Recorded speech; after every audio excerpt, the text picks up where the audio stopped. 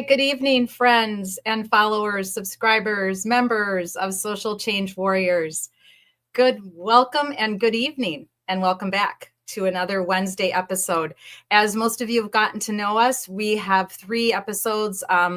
Some weeks we live stream 3 nights a week, some 2, some 1, but we're always on at least once a week with Friday Night Lies. That's our standard every Friday night show, but we also do some Wednesdays and some Thursdays. So welcome back on a Wednesday. This is our Angry Bitch Club night, where we focus on domestic violence homicides and their victims and survivors.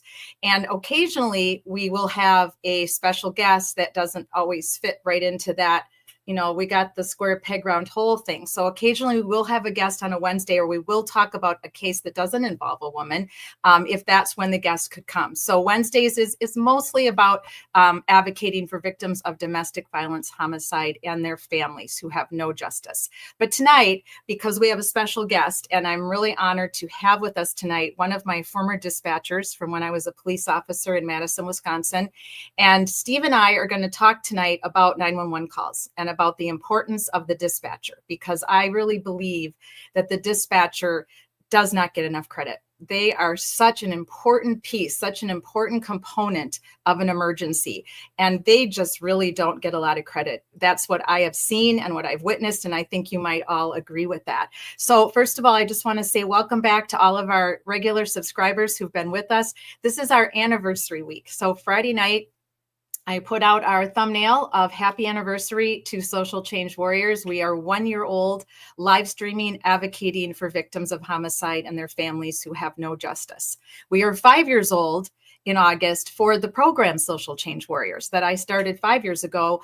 And I was inviting social workers on my channel, and we were talking about different kinds of social functions that have to happen to make a community work and thrive and grow, and how there are so many things that get in the way of that. So we had a lot of different topics that we covered. I worked with 12 social workers. We did pre-recordeds. We did just some private meetings with people, some webinars. And that was a really, really great experience for me and for all the social workers that I worked with, that I actually worked with a group that were my students prior to them graduating from USC. Many people go back and get their master's degree when they're of age, returning adult students, we should call ourselves. So for me, I was 52, and many of the students that I was able to teach, because I was blessed to get basically it was a program management position that I had with my internship, and they were nice enough to allow me to volunteer with them and run their program for the internships for the master's degree students at USC who were involved in this program called the Sischke Group. They're an amazing group of people that do very good works. And I was then their instructor for a course that had to do with community social work, that had to do with building webinars to build togetherness in your community, to teach your community about the things that we can do as a community, how we can make a difference. We don't have to be elected into office. We don't have to be the president of any type of organization or the CEO of a company. Anyone can make change. It just takes a village, literally. So I was lucky enough to do that for 5 years. And a year ago, I was following the Karen Read case. Most of you know I became very interested in that case because it involved a police officer. I was also following for many years the tragic death of Ellen Greenberg. And then for the last 4 years, the tragic death of Suzanne Morphew and Sandra Birchmore. So I was looking into those because they interest me in my social work capacity as a domestic violence homicide. So I was of the feelings that I needed to try to live stream. I have a journalism background. I have a law enforcement officer background and a social work background. And I really felt that maybe my voice would be helpful to some that wanted to be on a grassroots level. I wasn't expecting anything from this. No accolades, no famous, nothing, no money. Just wanted to build a community of like-minded people that want to advocate for justice for those who don't have it and their families. There's just nothing worse than losing a loved one. And when you lose a loved one in any capacity, it's horrible, no matter how old or young they are. But when you lose a loved one to a homicide, to an unaliving by the hands of someone else, and it's actually someone that they know in their family, or For women, 85% is someone they know. 62 of that is their husband, their fiance, their boyfriend. It's shocking and it's heartbreaking. So I really wanted to try to help and just give back to the communities, give back to life. I'm 62. None of us know how long we're going to be here. So that's how Social Change Warriors came to be. And this is our anniversary week for both programs, my non-live streaming and my live streaming. And I can't thank you all enough for those that have subscribed. I think we're at 1,060 now. Small grassroots little engine that could up the hill of advocacy. And for those that have become members, we decided to have memberships now. We're going to try to work out a members only night coming up here in the next few months, where we kind of talk about the case that I'm currently working on with the family as an advocate and break it down a little bit more thoroughly. So it's like $1.99 to join. YouTube made me select 3 levels. I really only wanted the $1.99 level, or whatever, 99 cents or whatever it was, because again, we're not trying to make money here. We're just trying to be a program and have the program costs covered at some point. By offering the membership, we can have small meetings together that are separate, and that allows me then to collect funds to help pay for the program, for the YouTube, StreamYard, any other fees I have to pay for the social medias and things like that. That was the point of the membership. So thank you to everyone who's joined as a member now, and to all of you that have subscribed.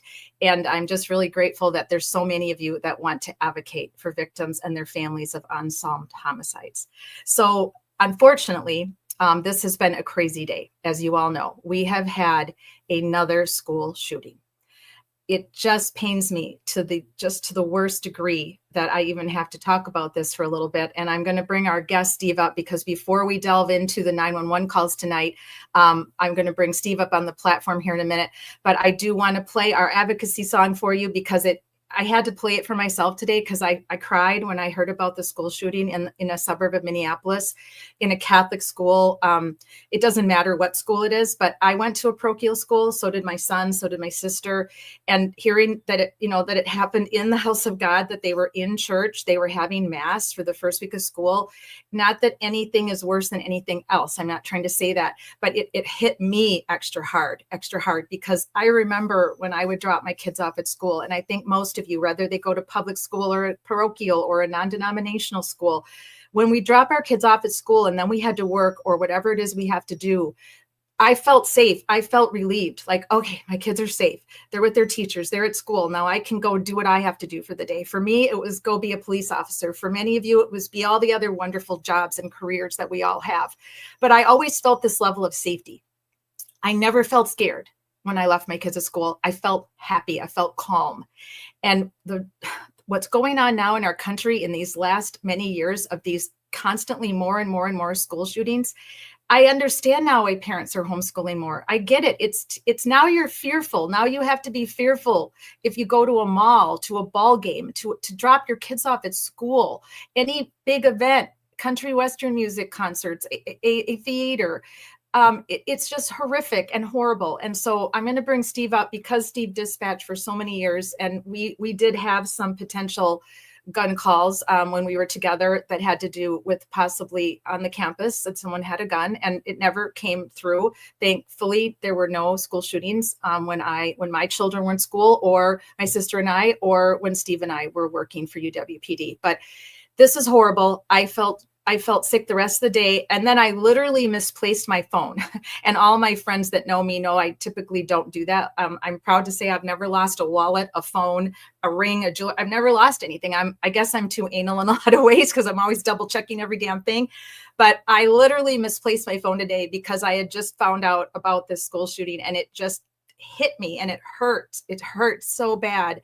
The empathy that I know we all have for these families. So Steve and I are going to talk about that first. Then we're going to talk about the very important 911 calls from the Ellen Greenberg, what I believe it was a homicide, not an unaliving of herself, and the John O'Keefe tragic death in the front yard of Boston police officer Brian Albert, and when Jen McCabe and Carrie Roberts and Karen Reed found him in the snow in the front yard. So we're going to talk about the importance of these 911 calls. Steve's going to give us our opinion. I'm not going to tell him my opinion. I want to hear his first as a dispatcher, and then we're going to break it down a little bit. So thanks everybody for being here tonight. Thanks to everybody on the replay. Appreciate you so much. I'm just going to play our theme song and show some slides of our victims, the families that we are advocating for, that we have permission to advocate for, and that we will continue to advocate for until they get justice.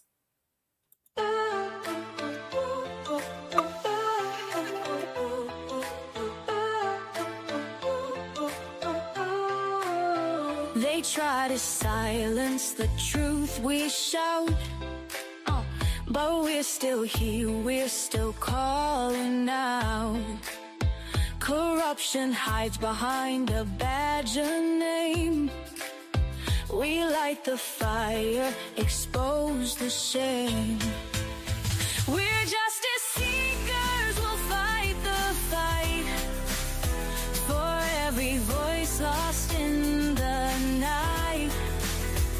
My life mattered is the cry we sing for the ones they tried to bury within. It's just us, we're a movement wide. Together we rise, won't run nor hide.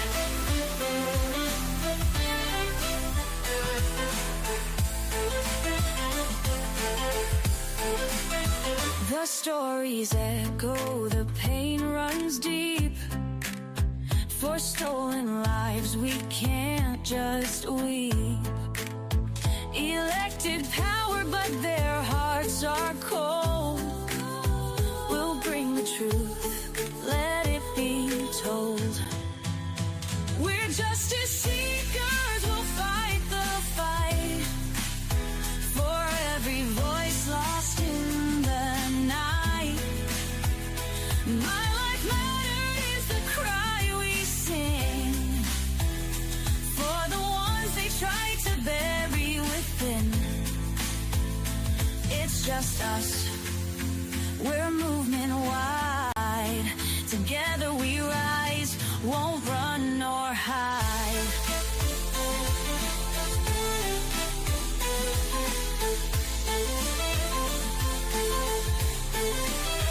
We're justice seekers, we'll fight the fight. The heroes undo the harm. Calling out corruption, we'll stand tall. For justice and truth, we'll risk it all.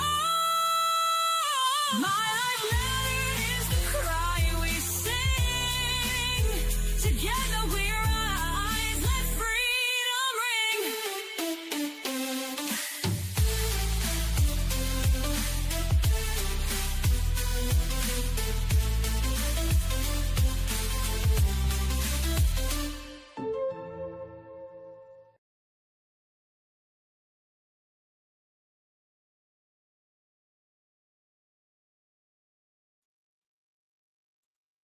All right. Welcome back, everybody. Thanks for listening to our theme song, My Life Mattered. And I'm happy to be back with you again. I'm Catherine Felton Page, the founder and your host of Social Change Warriors. Tonight is our Wednesday, typically night to honor women who have been unalived by the hands of someone else. And 85% of women are unalived by the hands of someone they know.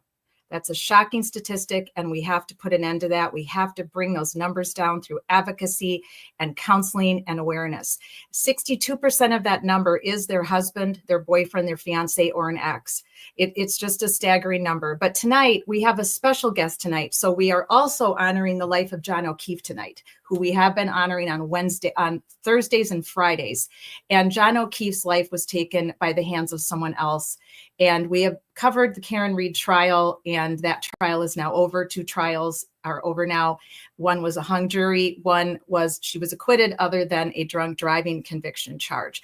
We are also honoring the life of Ellen Greenberg tonight. Ellen Greenberg was unalived by the hands of someone else. 85 to 90% of America believes. It may even be 100% by now, for all I know. But her death was ruled an unaliving of herself after it was overturned from a homicide.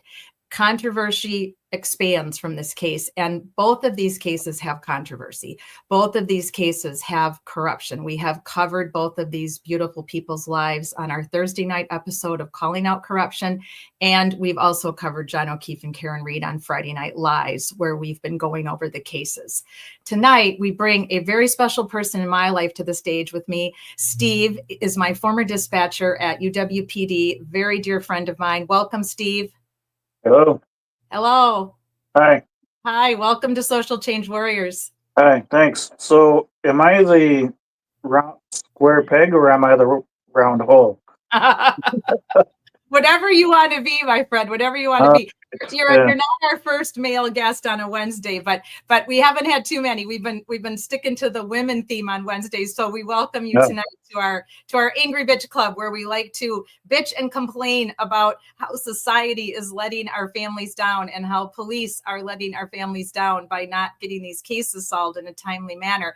Many of them can't be solved in a timely manner. We do understand that, but we bitch and complain about the ones that we feel the police made major mistakes about, because unfortunately there are good police. Fortunately, there are great police. Unfortunately, there are also not so great police. And some of the cases that we have been covering and the lives we've been standing for on Wednesdays during our Angry Bitch Club, we do believe that there is a problem, that there is a major problem with the way the case was handled, or that there was some corruption involved. So we are glad to have you on a Wednesday. Men are always welcome with us on Wednesdays. Sure.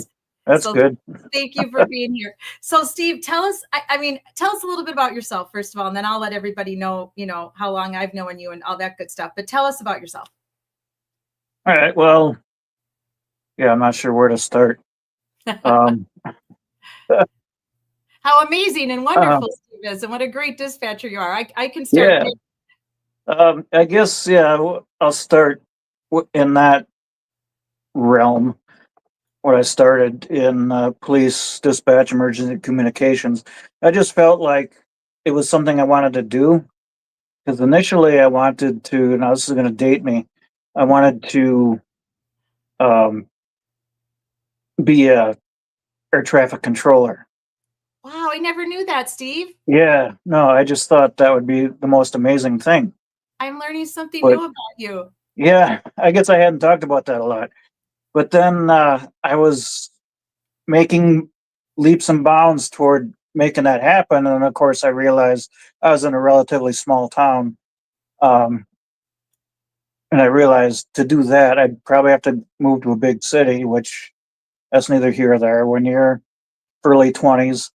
But then as things started to get going, I started figuring out how to make this happen. Ronald Reagan fired all of the air traffic controllers I think they went on strike or something or another. That's right. So yeah, so that dates me. Yeah, that dates us both. So that kind of, in a way, put a kibosh on that. So then I was always interested in law enforcement and communications. I've always been interested in communications since I was in the 7th grade. I've been in and around radios and talking on radios and anything and everything, from local handheld on up to amateur radio, and talking all corners of the world and whatnot. So then I started getting interested in police dispatch, and I took a civil service test for the state. And the first time around, I didn't score so well. I was like 20 something, which isn't a good enough score. Yeah, it's a hard test. All the tests that people take for licensing and for different occupations, those tests are meant to be hard. Right. So then next year, when they start a new prospect list, I took the test again, and of course I kind of knew what to expect. And I ranked, I want to say top 10, maybe even top 5. I don't recall exactly. It's been a couple of years.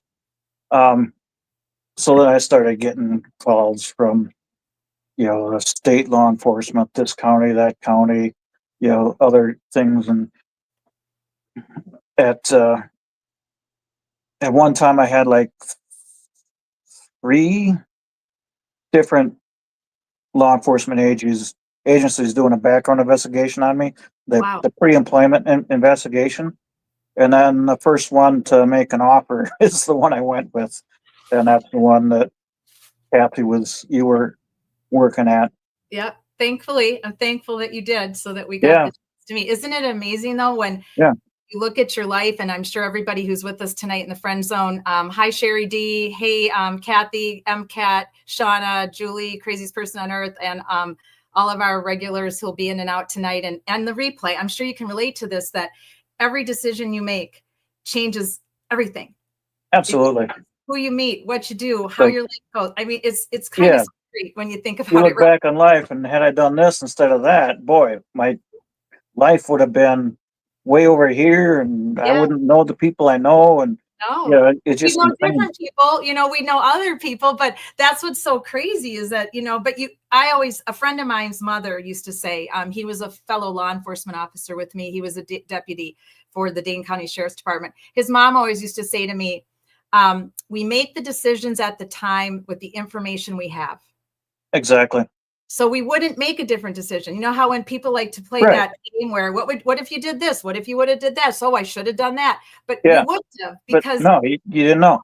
you didn't know. And you make the decision at the time. And she always used to remind me that when I always would have I would have second doubts about things that I did or didn't do or wished I would have done. And she'd always remind me that whenever we'd have coffee together, that you Right. make your decisions with the information you have at the time.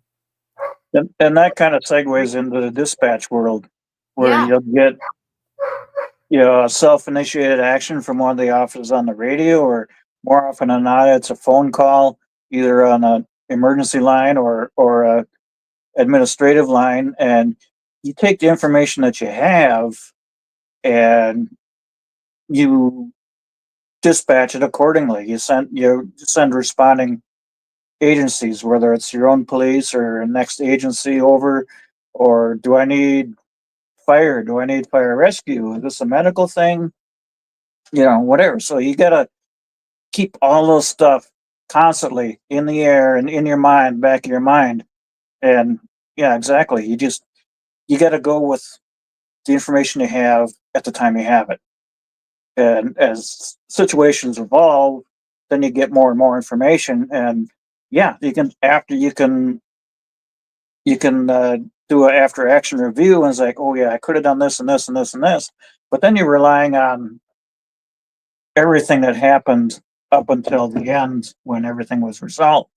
It's like, no, let's go back in time, because I only knew A, B, and C, you know, and then D, E, and F came about an hour later. Well, had I known that, I would have done this different. Yes, but you know, you got to go with what you know. Uh-oh.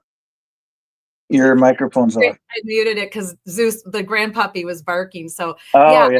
I'm glad I remembered that, because I have it written down actually on a little sticky note on my bathroom mirror, because I read it every day, because I loved what she said to me, and it always keeps me grounded, because Yeah. it's, you know, we tend to be very hard on ourselves, harder on ourselves than others are.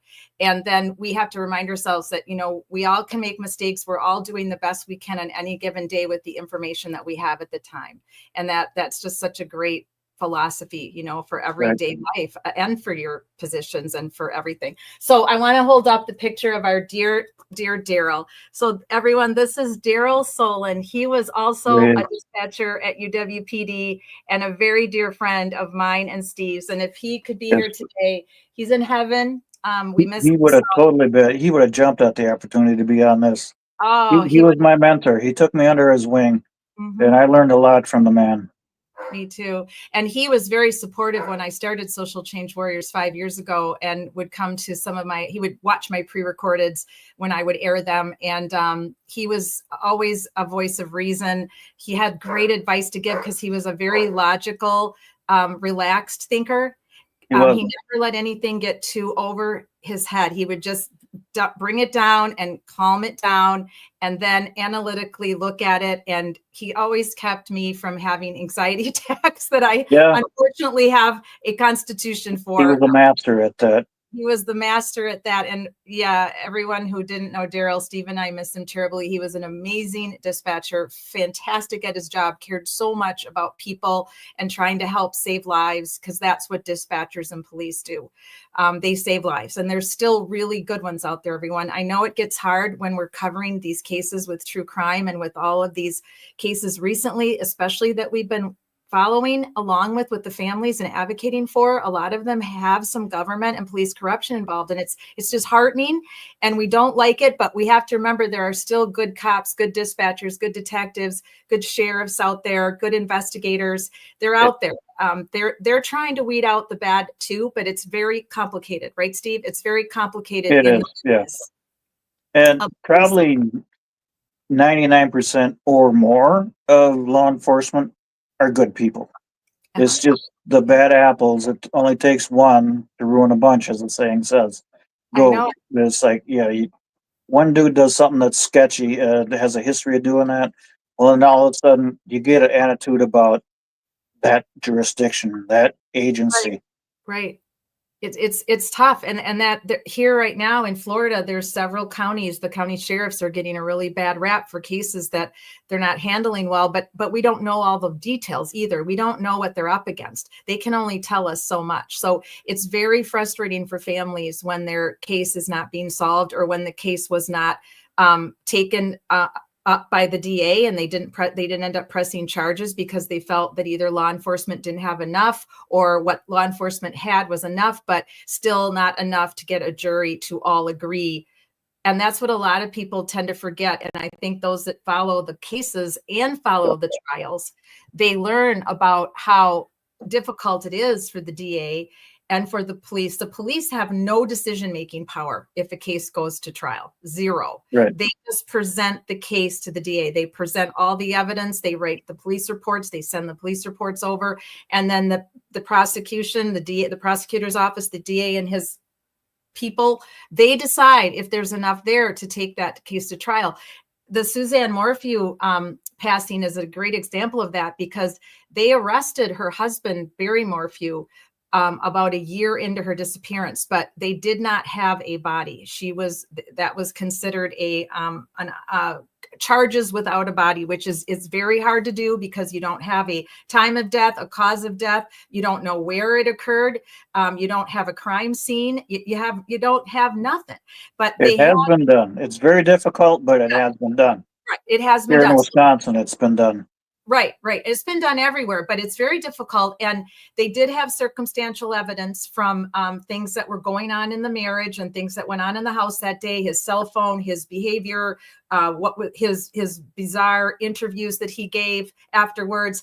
But then once they had him arrested, and he was only weeks from trial, they made a huge controversial decision to unarrest him, to not take him to trial, but they let the charges drop without, I think it's called with prejudice, which means they can come back and arrest him again.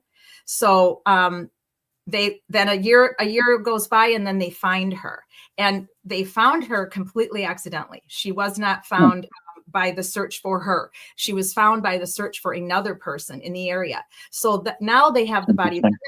So I'd like to have you back in whenever it's convenient for you, because I would like to listen to the Suzanne Morphew 911 calls and to Barry's interviews and get your opinion on that as well, because he is arrested again now. They just arrested him a couple months ago. He's been in jail. He's awaiting trial.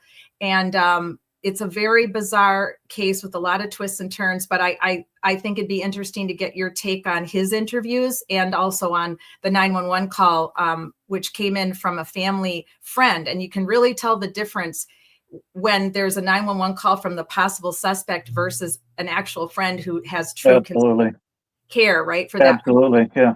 Mm-hmm. You can usually on the people in the outside, the police and usually even dispatchers and fire rescue can kind of feel like something's off. So we'll have you back at some point, because I'd really like you to take a look at the Suzanne Morphew tragic death as well.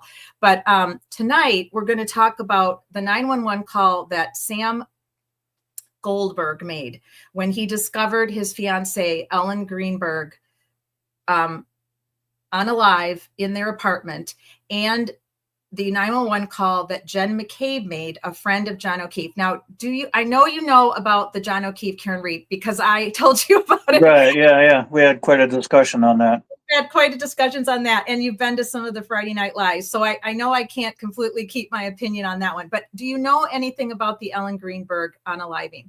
I do not. Okay. Then I'm not going to tell you anything about it. I Right. want you to listen to the 911 call as if you were the dispatcher for this call. All right. And so we're going to start with that in a minute. But first, sadly, I just want to bring up to the stage here a moment just the horrific loss of life today of the children at the school, the Catholic school. Let me pull up the slide I have here. And I want to say thank you to Shauna. She's our newest monthly membership, a very dear friend of Social Change Warriors and a longtime subscriber to our channel since we started a year ago. So thank you so much, Shauna. And Sherry D joined last week as well. Thank you, Sherry D, for becoming a monthly membership. I really appreciate you all. We're going to figure out something for members only because I want you to feel that you're getting your $1.99 worth. Because remember, we're not trying to make money here. We hope to be a nonprofit at some point, but I will never take a salary for this. This is my volunteer give back during my senior years. But we will do some type of members only for people that are joining so that we can have a special night just for all of you to go over some of our cases a little bit more in depth and maybe show things that I'm not comfortable showing on a live stream and talking about things that aren't as easy to talk about on a live stream as well. So we'll be working on that in the next couple months. So thank you to everyone who has joined as a member. Thank you for subscribing. I appreciate you all so much. So this is very chilling. Jennifer Koffendorfer is a former FBI agent, and I follow her on Twitter X.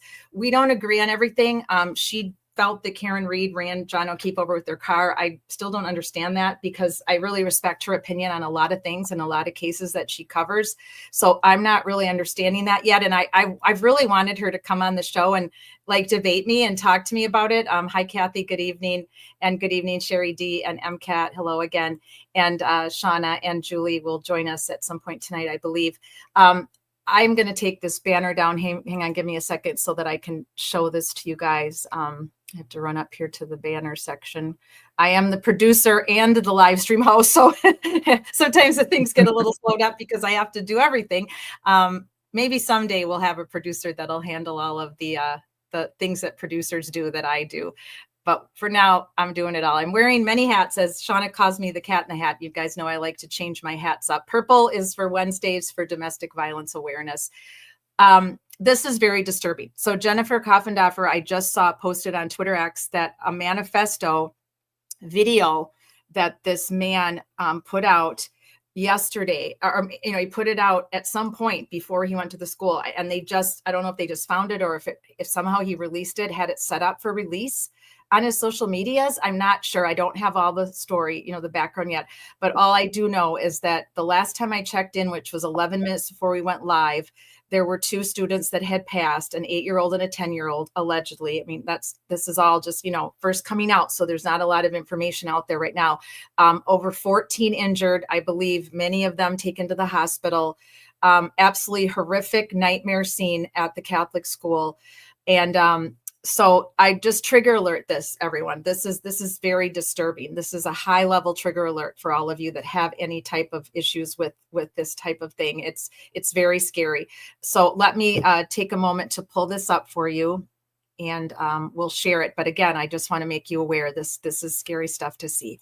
And I'm grateful to Jennifer for posting it so quickly on her Twitter X so that we're able to talk about it and break it down with Steve. And then we'll go on to Ellen Greenberg's 911 call, and then we'll end the night with John O'Keefe's. Hi, Shauna. I just thanked you for your membership, my dear friend and subscriber. Thank you so much. Shauna and I met watching the Karen Reed trial in other people's live streams and chats, and we've become dear friends, as well as Julie, who who live streams with me on Friday nights. And then we have our my dear friend from Wisconsin, Kathy, and our friend MCAT from the Chicago area. MCAT and I are about to become frenemies starting tomorrow night when Badgers kick off tomorrow night and Iowa kicks off Saturday. So MCAT and I will officially be frenemies now for the rest of the sports season until summer, until next summer, MCAT, right? Because we got to go through basketball and hockey season and well, on and on. So, oh yeah, there she goes. Go Hawks. All right. You know what you did. You know what you just did. All right. You did it. It's not my fault. Hang on. I got to get my hat. It's not my fault. It's MCAT's fault. She likes to pimp me. So we're going to have to take off the purple for a while and go on with the Go Badgers. I love the Badgers on Wisconsin. Go Hawks when you don't play me.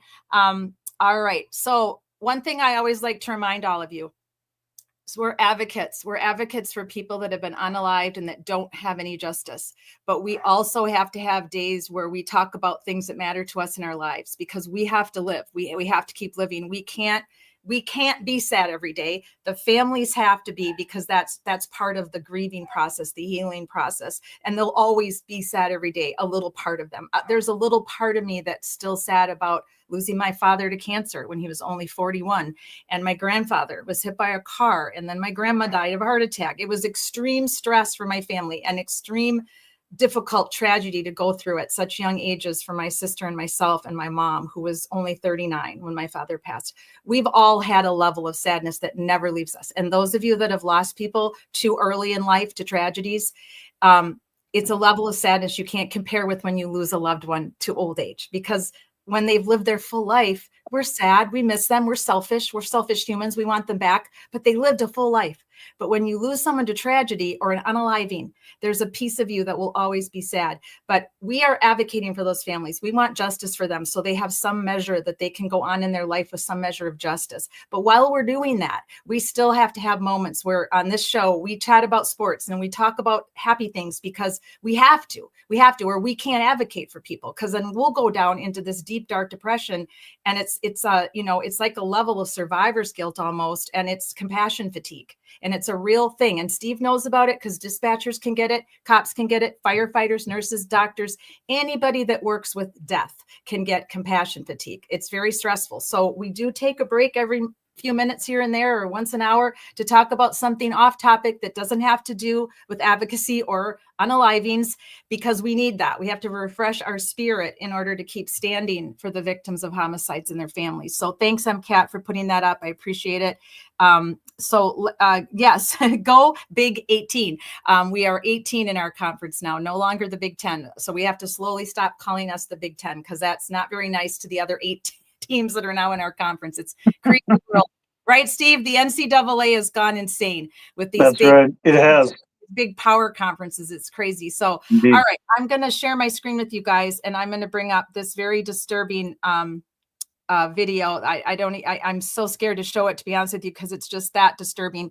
But as a social worker, I haven't watched it yet. I want to see it as an ex-cop and as a social worker, and we're all going to watch it together here. So let me find it, and I'll bring it up for you. It's on Jennifer's.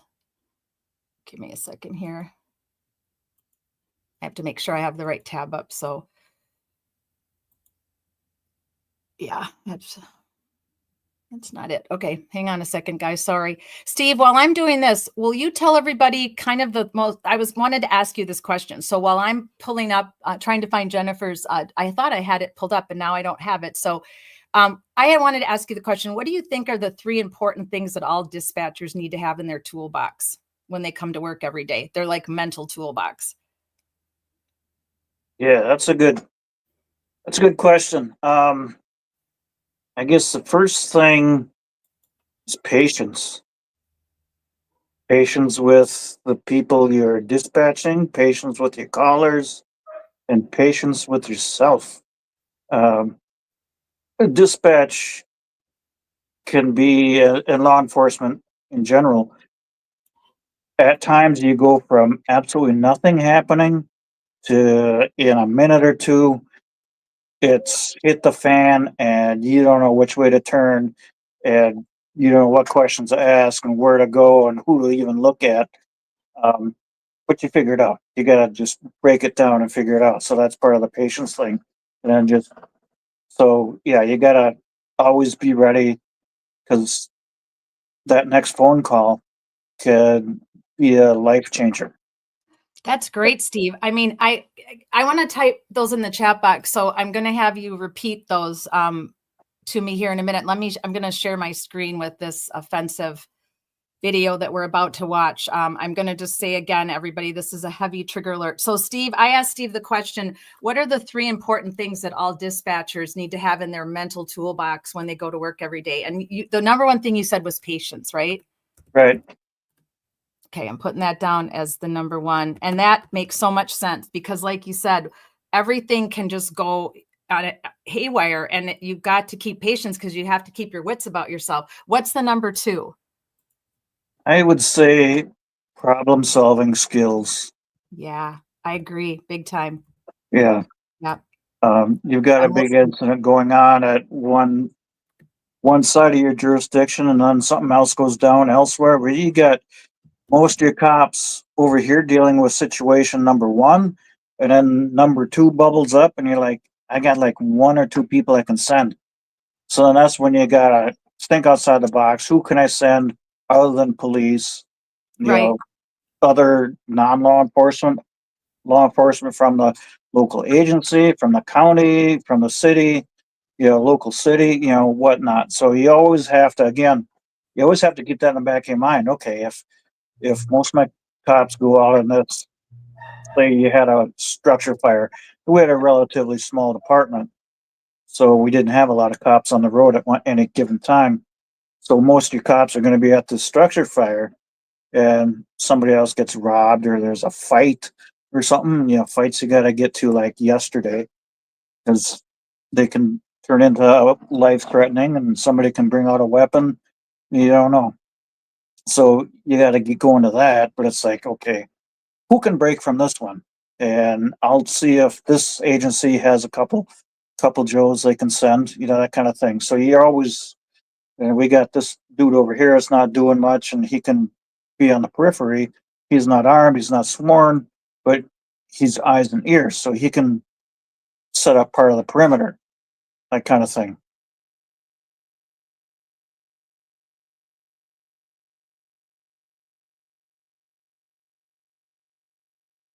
Oh, your mic's muted again. I like to mute so I don't have background noise when you're explaining things. That makes total sense to me about the patience and the problem solving. And I definitely want to talk to you a little bit about interagencies and how they help each other. And because that was something really missing in the John O'Keefe case when they could have relied on other agencies. So maybe some Friday Night Lives, you can pop in with Julie and I, and we'll talk about, in your opinion, probably all of the opportunities missed by the Canton Police and by the Massachusetts State Police to rely on other nearby municipalities to help them out that early morning and the days after. What's the third one, Steve? I would say, I think empathy is the right word. Yes. Be able to put yourself in the caller's shoes. An administrator that we both worked with once was talking about different things, this and that. And she said, if somebody's calling and reporting XYZ, it's important to them. It may be whole hum for us and not an issue and just not even really a police response, but right, it's important to them. And you got to take the time and listen to them and try to understand why this is an issue. Sometimes it does bubble up into something bigger than face value, but sometimes not. Right. Well, that's great. And thank you. You let me put you on the spot, but I knew you'd come through because you did the job for a long time.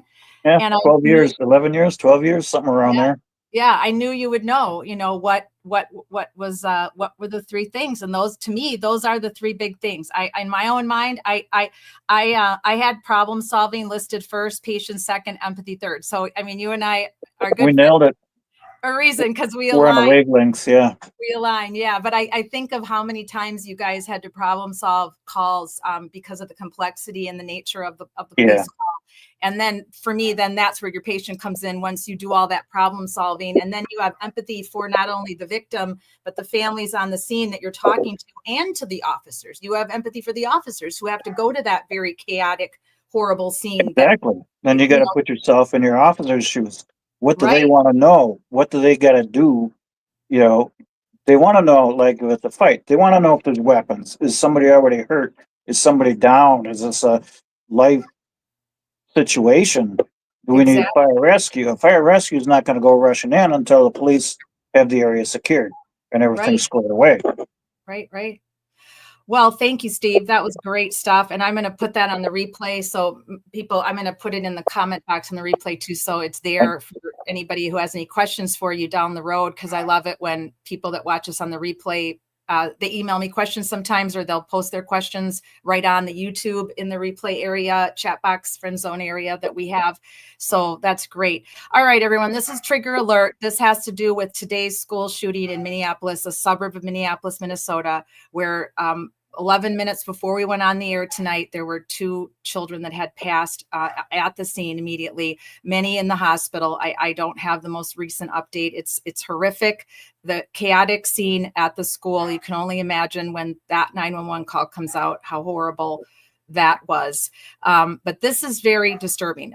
This is some type of a video that the shooter put out. I don't know if he had it set up to come out on his social medias, but Jennifer Koffendorfer was on it right away and put this out shortly before we came live. So this is a trigger alert. This is going to be very disturbing for those of you that haven't seen it. And and welcome, Julie. That thing shows fire. Oh, okay. That thing shows firearms in video, and a lot of them. Be careful if YouTube gives you. Oh, yeah, right. I never thought about that. Thank you for bringing that up, Julie. I wish there was a way we could play the sound without showing that. You're right. We might get a strike for that. In fact, we could possibly get like taken right off the air for even showing the bullets. I don't know if that's the case when you actually show a video. Yeah, let me be really careful with this right now, Steve. Yeah, I have no idea. I'm gonna show the news clip right now first, and then That's safe. yeah, that's safe. This could be something very difficult to put on a live stream. Now it's on Twitter X. I believe I quote tweeted it on my Twitter X. If I didn't, I'll do that right away. And so you guys can go. I'll show it on Friday Night Lives.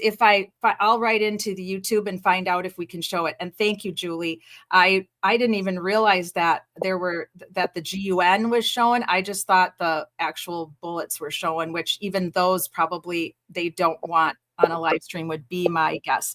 Yes, Donna, this is truly heartbreaking, the world that we live in right now. It truly is. And I love you, Julie. I always have my back for these things that can get me a strike. I really appreciate it. We don't want to get a strike. We want to stay in YouTube's good graces. And I know that there was some weird thing that went on a couple weeks ago where someone reported that someone had a GUN on their live stream, which turned out to not be true. But just because YouTube didn't know, they literally like took it out. Like all of a sudden, 1 minute I'm talking and I'd be gone. And so I don't want to take that risk tonight because we're here mostly to talk to Steve about these 911 calls for Ellen Greenberg and John O'Keefe. I will show you the news clip on this. I'm not gonna put up this Twitter X. So let me go back up here and just find you the news clip because that we're safe to put up. It's not good. I wish we didn't have to. I wish this had not happened. This is just another tragedy in our country involving children. So let me understand people that do this. Yeah, and why children? Why? I've got no patience for people. I know. I mean, why hurt children? Why hurt anybody ever? But children, in a Catholic school, a Lutheran school, doesn't matter. Any school, public school, it doesn't matter. Why are we targeting children when someone completely goes off the chain, Steve, and they've lost all sense of normalcy? They're literally, they're manic, criminally manic. Why children? Yeah, why? I don't understand this. Children trust everybody. I mean, they're so innocent. I know it's the most innocent.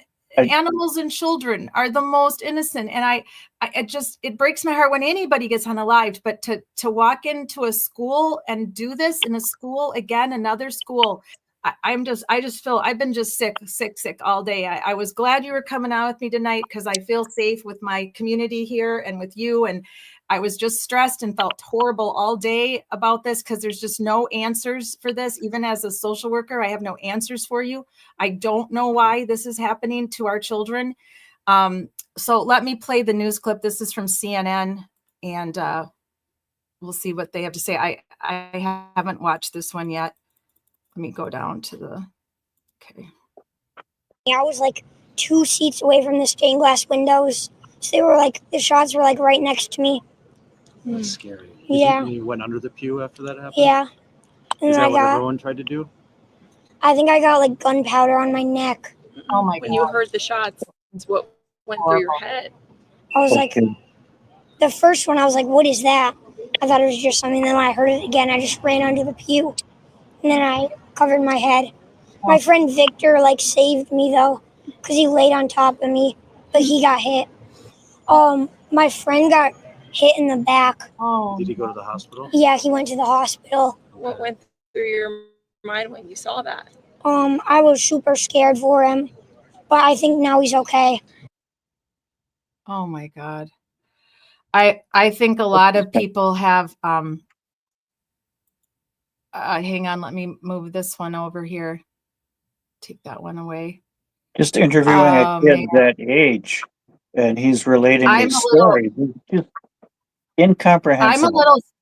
I'm a little stunned, to be honest with you right now. I expected that to be an adult or a parent. I'm just stunned that the media would even interview a child. Guys, I'm speechless. There's the former journalist in me is not happy right now. That is not happy to me. I don't understand that. I mean, it'd be one thing in a few days if parents agree to have their children interviewed, but this is on the scene out in front. I mean, Yeah, come that's not on, right. media. It's not No. right at all. I'm embarrassed that I majored in journalism sometimes. I got to tell you that this is something I don't believe that the station I worked for, I was an intern producer for a while for Channel 15 in Madison. I don't think they would have done that. I don't think they would have interviewed a child that young on the scene. High school kids, maybe, I guess I could see it, but I don't know until they've reconnected with their parents and the situation is fully contained, and maybe days later, if they want to group them together, I don't know. What do you guys think in our friend zone? Sorry about that. I mean, I'm not. I'm glad we showed it, but yeah, it's just, that's horrible. That's just utterly horrible. I just don't know anymore. But what I did see when I can share with you, when I watched this video that's out there now on Twitter X, and maybe many of you have already seen it. It sounds like, Julie, you saw it. He is literally talking in the video. He is showing his, I don't even want to say the word, the BULLETTETS. He's showing them. I didn't realize that he showed the GUN. Julie says that is on there. So we definitely don't want to show that right now until I get some kind of permission from YouTube that we're allowed to do that. Or if it does air on a newscast, we may be okay. But he's talking, he's showing this like 4-page, it looked like a 4-page letter. And you guys could see that a little bit. We're not getting taken down for that apparently. So that's what was a clip of the video. And then this is the letter. It was literally 4 pages long in this very small writing, page after page after page after page. He was apologizing to his family. But then said, but that's all. I'm not apologizing to anyone else. And then he said something about F the kids.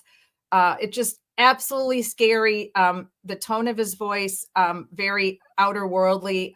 In my opinion, the little bit that I did hear sounded completely disconnected from reality. No remorse for what he was about to do at all. It sounded like, other than apologizing to his family. It's just chilling to hear.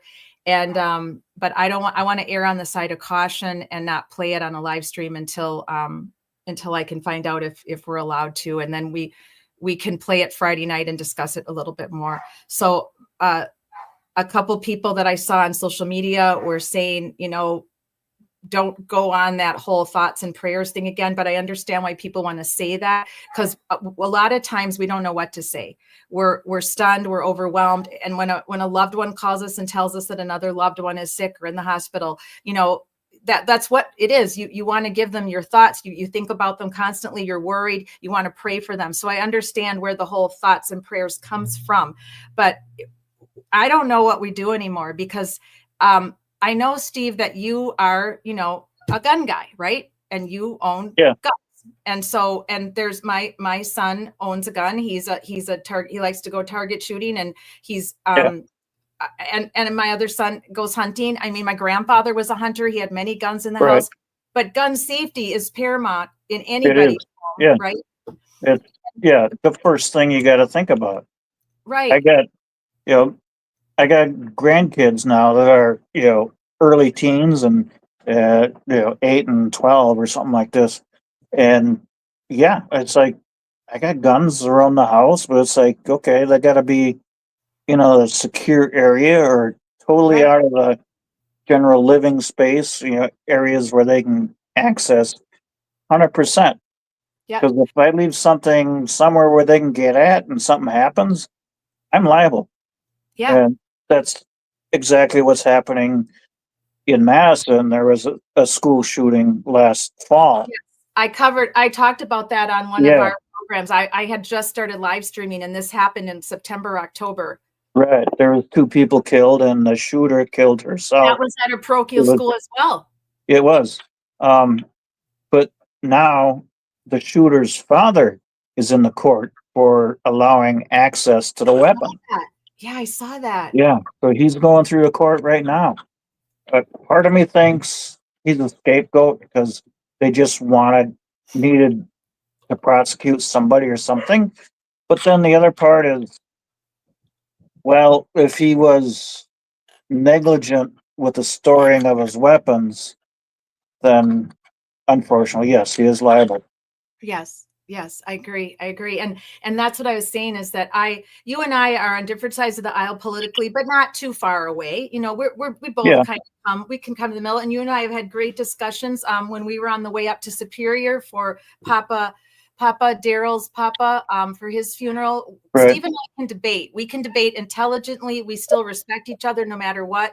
And we both agree that there has to be some level of gun safety. But I have no problem with people owning guns as long as they've gone through a background check and they have a license. If you're going to carry concealed, you have to have a license. If you're going to carry a gun, you have to have training for that. Yeah. Right. Just common sense stuff. If you're going to own a That's weapon, basically what it is. can hurt somebody, it's really common sense. And I'd love to have you on another night too to run the Florida Stand Your Ground law by you too, because the Florida Stand Your Ground law down here is absurd. It's just insane. The brevity they're giving the person who unalives someone who they think might be a danger to them or that they think might have a gun, but yet have no proof of that. And it's just shocking what's going on. So, but this person who got these GUNs today in this terrible unaliving of these children, what would we do to stop it, right? So we don't know yet if he got them from a family member. We don't know anything yet. I haven't been back on the news because we've been living. So we'll talk about this on Friday Night Lives. If you're around and you want to pop in and join Julie and I, you're always welcome. But we will cover more of what went on today in Minneapolis. And again, thoughts and prayers to the families, because that's what we will be doing. We'll be thinking of this. It'll hurt us. It'll haunt us like all of these school shootings do. And so we will say that, but we also will say we have to find ways to stop letting guns get in the hands of people that have completely lost their sense of self. They've Right. literally, as the saying goes, lost their mind. Anybody that can unalive children or unalive anybody in a mass, unaliving like we've seen, that is someone who's no longer in touch with reality. They're not on this planet anymore for anything but evil. And how do we prevent them from getting these weapons?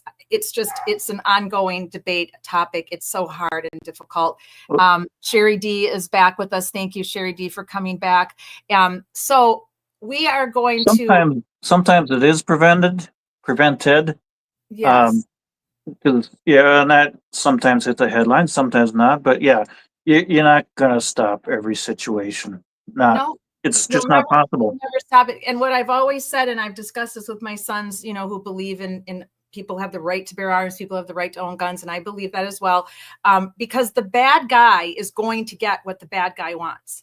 He'll find a way to get it, or she. Right. will find a way to get it, and then they'll find a way to use it. And it's horrific. It's part of our society. Violence is part of our society. And all we can do is knowledge, power, action, change, which is our slogan here at Social Change Warriors. We believe you have to knowledge, you have to educate yourself, you have to find a way to gather your community for knowledge, for the power, for the action to go out and make the change, because that's the only way we're ever going to lessen these terrible, terrible violent acts against our fellow neighbors, whether it's domestic violence or if it's a friend situation where someone's unalived, bar fights, drug deal gone bad.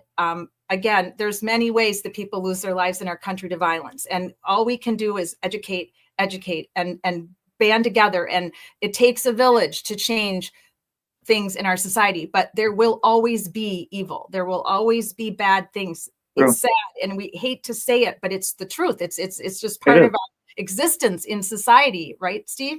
Yeah, you can go back through history as far back as you want.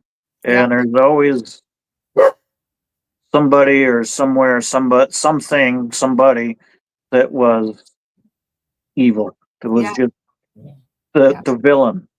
I mean, go back to the 1700s, 1500s, even farther back. There's there's good people and bad people. It's just human nature, unfortunately. Great segue, Steve. There are good people, and sorry, come here, buddy.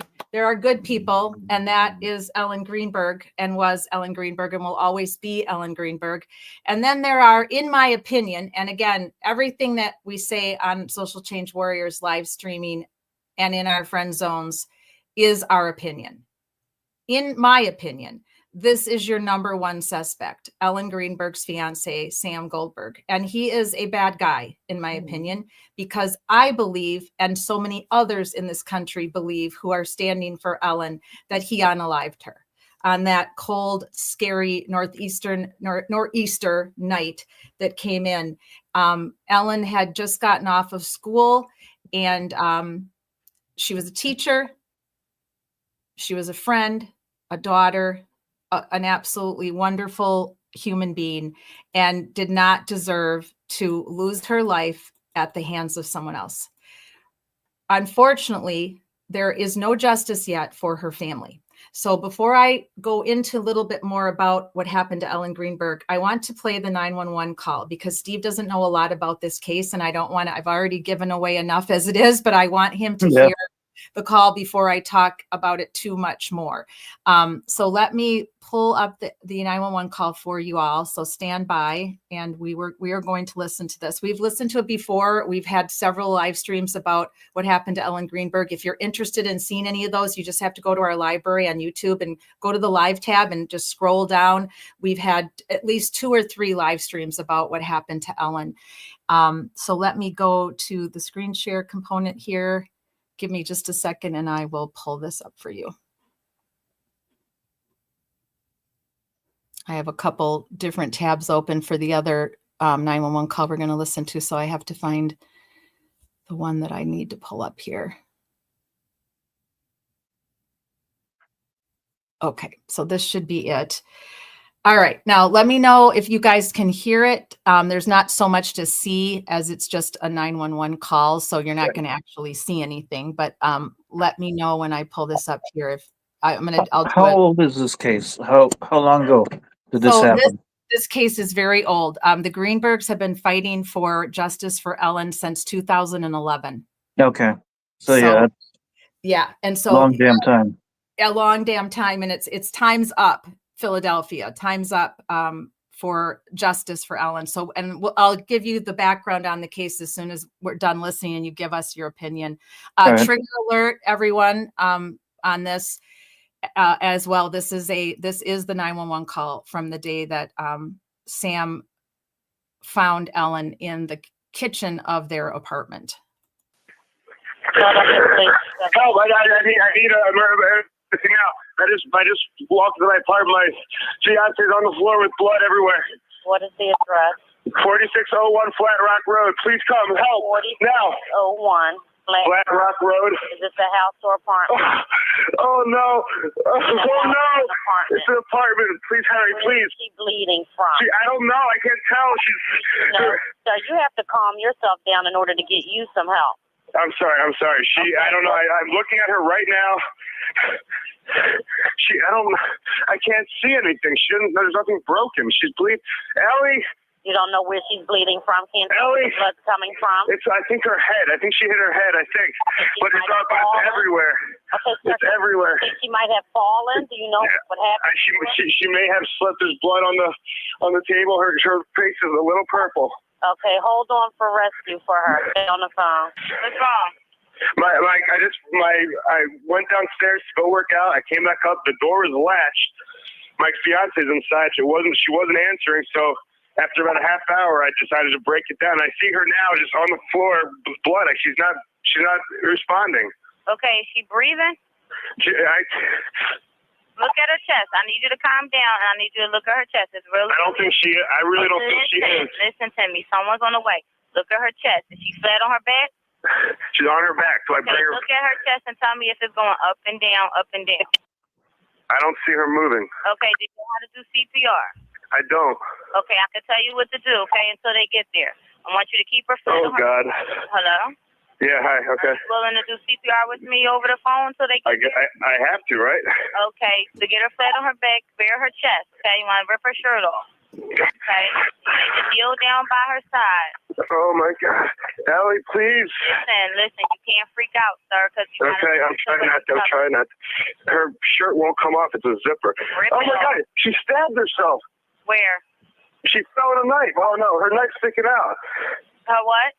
There's a knife sticking out of her heart. Oh, she stabbed herself? I guess so. I don't know where she fell on it. I don't know. Okay, well, don't touch it. Okay, so I just let her down here now. I mean, what do I do? No, I mean, you can't. If the knife is in her chest, it's going to be kind of hard for you to do CPR at this time. Oh, no. Oh, my goodness. Okay. Police, which operator? 277. Is someone coming here? Yes, they are. You said 4601 Flat Rock, right? Yes. Okay, someone's on the way. And the knife is still inside? Wait, so what? The knife is still inside of her? Yes, I didn't take it out. Was it her chest or what area? It's in her chest. It looks like it's right in her heart. Okay, someone's on the way out there. Okay, just get. Oh my God! Oh my God! Okay, how old is she? She's 27. 27, and there's no sign of life at all. No, please don't be. What? Bend her under her arm and tell me if she responds to pain. Ellie. She's not. Her hands are still warm. I don't know if that means, but there's blood everywhere. I mean. I know, but you can't, and the knife is still inside of her. How far? Can you see how far it went in? It looks pretty deep. Okay. It looks straight. I mean, it's a long knife. Don't touch anything. Yeah, don't touch anything. Okay. I'm not touching anything. I can't believe this though. So wait, it was just you there with her? We're the only ones here. And she ran in the door. You said latched it shut. No. I went downstairs to work out, and when I came back up, the door was latched. Like it was, it wasn't like it was, it was like locked from the inside, and I'm yelling. So I'm was yelling. Your house and broken into? No. So there's no sign of a break-in? No sign of a break-in at all. I mean, there will be when you get here because I had to break the latch, but to get in. Okay, 46.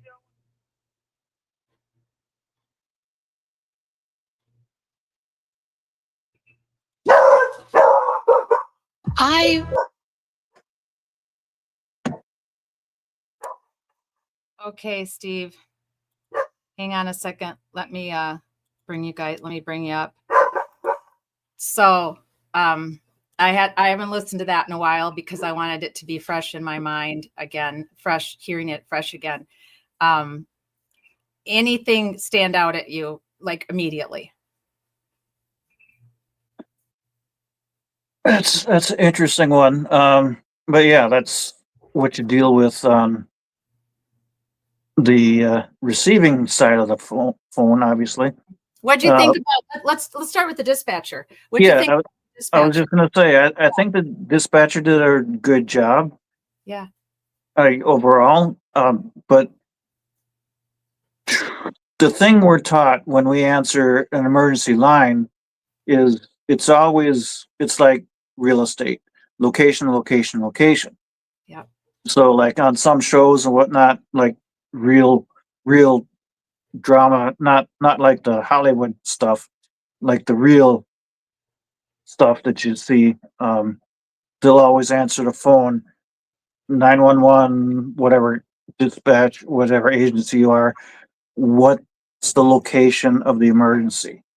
Because if that's the only thing the dispatcher gets, you can still send police, fire, EMS. You can send the whole 9 yards. They're all And they'll going in that direction, they'll right? figure it out when they get there. Right. So to me, that took a little bit of time, but still, that was like one of the first things she identified. So, okay. But overall, I'm not quite tracking. Well, first of all, she's apparently on the ground, a lot of blood. He doesn't know where from. And it's not until he goes down to do CPR to get instruction on CPR that he's, oh my God, there's a knife in her heart. Mm-hmm. That's kind of hard to miss. Exactly. Yeah. And it's a small kitchen, and the front door is immediately when you walk in the door. If you picture going in someone's apartment, when you walk in the door, the kitchen is immediately there to the right. You walk in the door. Yeah, it's in an apartment. Yeah. There's the kitchen. So, and think about how long he was staring at her, talking to the dispatcher, and there was no mention of a knife sticking out of her chest. Right. Yeah. And how is it that he, right? I mean, that's not even possible. Absolutely. That would be impossible that he didn't see it. That's hard to miss. So that drew a big question mark on my mind. Yeah. And then the story about going downstairs to work out, and then the door was latched. Mm-hmm. So he had to break through the door. And then he said verified that the apartment was not broken into, but he said it's going to be broken into when you get here because I had to smash the door to get it. Okay, if it's an apartment with like a 2-level apartment, there's every apartment I've been in, for one, it's only 1 level. I don't know what city, whatever. Right. I'll give you that. It's plausible. It could be. Right. But okay, like in my house, there's a door on the basement.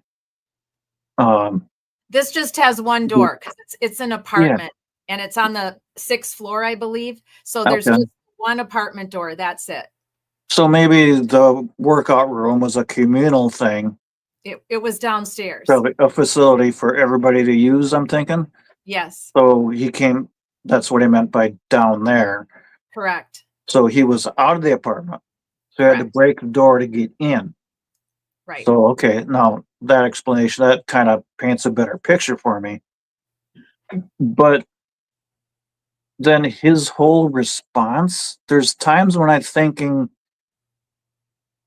his emotion is generated, because I can hear calmness in his voice, but it's not, and there's panic and urgency, but to me, that's secondary, because one of the things I learned, one of the things I learned through just talking to hundreds, if not thousands of people on the phone and different emergency situations, that you learn to identify the stress level in their voice. And you can tell, because I can talk to people, and I think almost always tell if they're lying to me just by the betrayals in their voice. Exactly. So I am skeptical of his whole story, especially when it comes down, I just keep coming back to that knife in her chest. Yeah. It's like, is it deep? Yeah, it looks like a pretty long knife. How do you know that? If it's buried in her chest, was it a paring knife? I was waiting to put up some of the comments because it a slicing knife, I wanted you to have this organic reaction to this, because most of us have heard, most of us that have been on my channel we've been, like I said, I've done 3 live streams on Ellen Greenberg, Yeah. and we played the 911 call before, but I know you hadn't heard it, and I was trying not to put up too many chats up that you Right. might see Yeah, I them and appreciate read that. them I'm because- not seeing the chats. I don't have that part on my Right. screen. Okay, perfect. Because I was trying not to put up too many, but Sherry D had put up that exact same thing, and I wrote it on my little piece of paper again. How do you know how long the knife is, Sam? How do you possibly know? And I Unless agree with there's a you. rack of knives and one's missing. Okay, so it must be, there's a Right. set of 4 knives and there's only 3 up there. So the 4th one must be here. It's a 3-inch knife. It's a 4-inch knife, or, But how you is know. he processing all that, right? That quickly Yeah. while he's making a 911 call. And Sherry D made a great point here. And she said, Steve, thoughts about his change in communication after he realized there's a knife in her heart. After he's allegedly realized there's a knife in her heart. Because most of us believe he already knew there was a knife in her heart because he put it there. His to me at that point, yes, that's a key point, because to me, analyzing this, and well, first of all, if I was dispatching, I would take everything at face value. I'm not there to, when you're Right, answering right. a call, you're not there to judge and say this guy is full of crap or not, or what the heck. It's just, you're there, you take the call, you do the job, you send the appropriate response team. But Steve, look at how quickly you assess this, though. So wouldn't you think in your mind, even as a dispatcher, that as soon as you got all your I's dotted and your T's crossed and you were on to your next call and everything was being dispatched and you were now taking another call possibly, look at how quickly you assessed what you're assessing right now as of Sam's behavior. So had you been the dispatcher on this call, don't you think that afterwards you might have said to yourself, God, that was weird? Or boy, the that guy dots aren't connecting. Yeah. Right. Like that guy was, and you might draw attention to that to a sergeant, right? Or to your dispatch. Absolutely. I was just going to say, I would have relayed that information to the responding officers or the officer in charge, the sergeant, lieutenant, either through radio or phone call or MDC type message. Probably not over the radio. Not adding up here with this guy's 911 call. Yeah. Got concerns or anything to that effect, Yeah, right? absolutely. I would have shared that information with my responders in some way, shape, or form. Probably not over to live radio, because that's, everybody can listen to that, and then I'm projecting my own thoughts, right? Which is not the time or place to do that. No, because like you said, your number one priority is to get the right people to the scene ASAP. That's the dispatcher's primary responsibility. And then anything else that you are feeling weird or hinky about, then that would come after. So before I play it again, because I want you to listen, I'm going to tell you a couple places I want you to listen to now as just a consumer of this. No longer just I wanted to have you listen to it first as if you were the dispatcher and then tell us. So before I play it again, anything else that stood out to you other than what you just talked about? The change in his voice, the fact that he didn't see the knife right away, the fact that he was talking about how long the knife was, how could he possibly know that? Anything else that stood out to you as just hearing it as a dispatcher?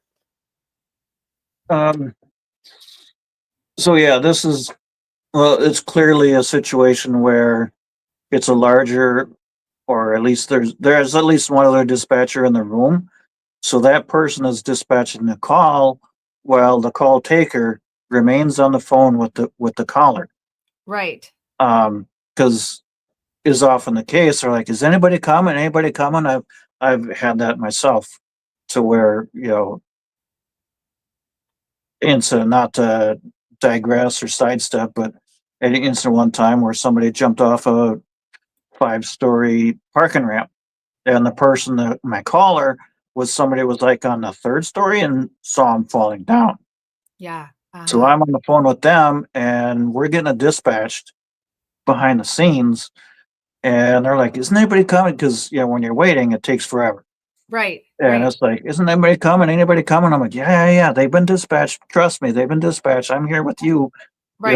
That kind I'll of stay thing. on the line with you, or whatever you need, whatever people need you to do, you're willing to do. Shauna said, Right. Why explain all that during 911? So Sean is drawing attention to the fact that he's explaining, like he reiterates to the 911 operator that she got it wrong, that he wasn't there, that he was downstairs working out. Seems as if he's setting up Yeah. an alibi. Right. Yeah. And why would you be talking about all that, right? In a 911 call, which typically they're Yeah. very short, right? You're just trying to get who, what, where, when, not the why and the how comes later. That's for the police. You're Exactly. just who is injured, where are they injured, what's your address, are they breathing? How are That's- they injured? Yeah. How are they, yeah, if they knew, if they know, right. The weapons involved, you want your responding officers to be safe. So if Right. there's still weapons or somebody viable still in play, the responding police must know that. So they're not walking in blind. Right. Then they could become casualties or victims themselves. And Exactly. nobody wants that on their hands. Good Yeah, comments tonight. Thank you. Yeah, friends. he came back to that 2-3 times. And it's like, okay, so he's stressing that he was nowhere in the room, in the Right. apartment. And his main concern should be that Ellen could be dead. She's laying on the floor. There's blood. And his main concern is reiterating where he was, making sure that the 911 caller knows, oh, I wasn't here. I didn't have anything to do with it. And then coming up with things of what could have happened to her. Did she fall? Did she fall on Right. a knife? Those are viable questions. Yes. Those are good questions that the dispatcher asked. Right. She did a good job. But then he bringing in his own things, like Right. maybe she fell. I think she fell on a knife, or, who's going to try to figure out exactly what happened to their loved one, though, when they're in the trauma moment like that? But most people aren't. And I mean, obviously, if they think they had been shot, they might have said, I think she was, shot, or I think she right. fell down the stairs. If you find someone at the bottom of the stairs, but for him to say, I think she fell on a knife, that Yeah. makes no sense. I think she fell on a knife. Well, it was established that she was on her back. Right.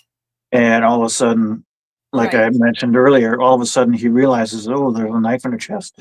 Well, if she fell on the knife and it pierced her heart, Yeah. she would She be can't on stomach. her front Right. and the knife would be buried.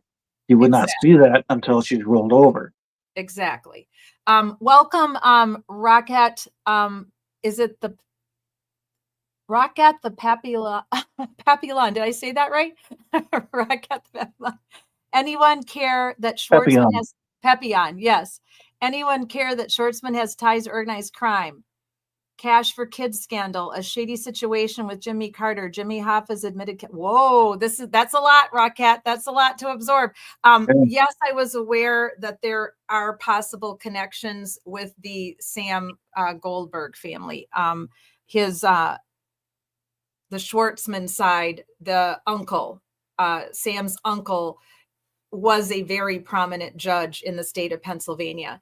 And we'll be very careful in how we tread with any accusations of ties to organized crime. It's all alleged and we don't know. And that's a very dangerous territory, correct? It is, yeah. But that could absolutely explain why this case was never solved and why it was overturned after it was ruled a homicide by the medical examiner, and then 3 months later overturned by him, saying he had new information after meeting with the police, and the police were pushing for it to be an unaliving. Since when did the police get to determine how somebody was unalived?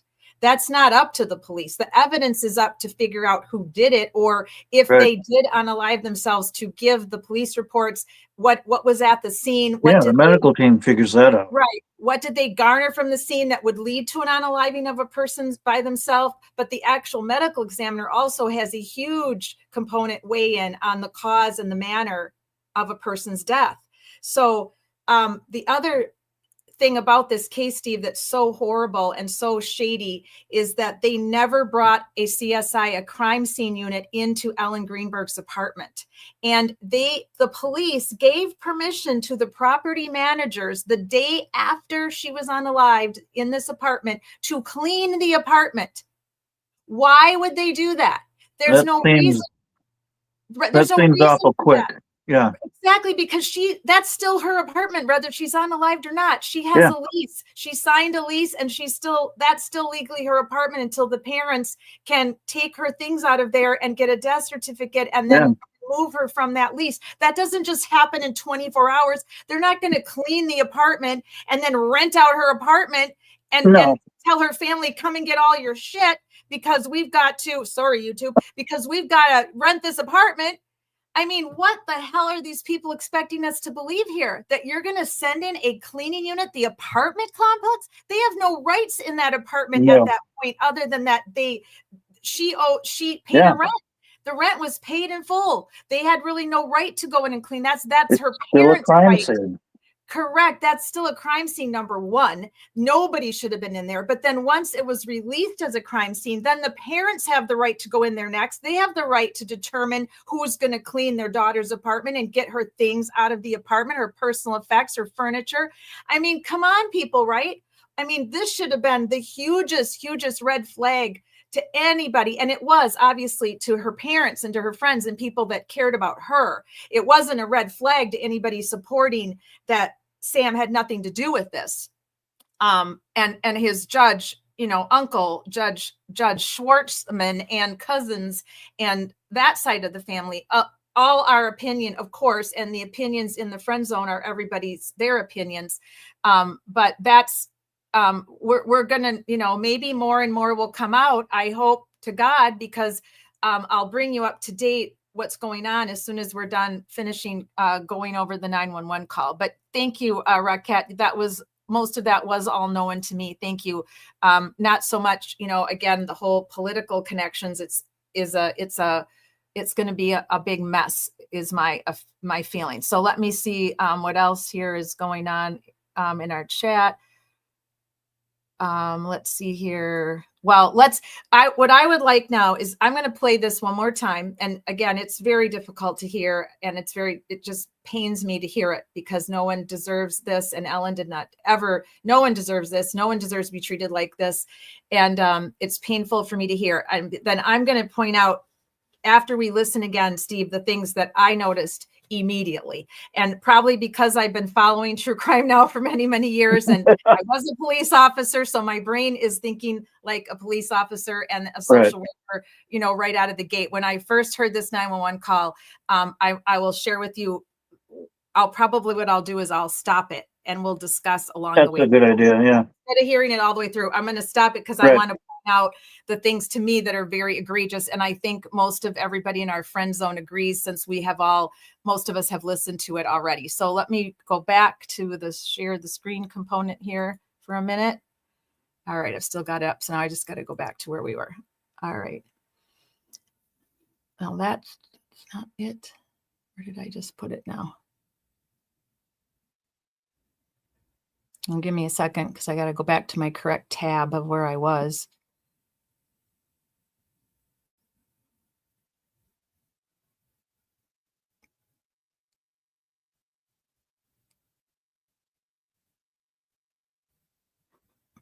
Where did I put that? I wonder, I must have accidentally deleted it somehow. I thought I had it. So hang on, everybody. Take a stretch break because I have to go back now. I had it inning stretch. Yeah. It's the 7th inning stretch because I had it pulled up, and now for some reason, I don't know if I accidentally deleted my tab or I might have. Oh, I see what I did. I clicked over to a different tab. So give me a second. I'm going to have to pull it up again.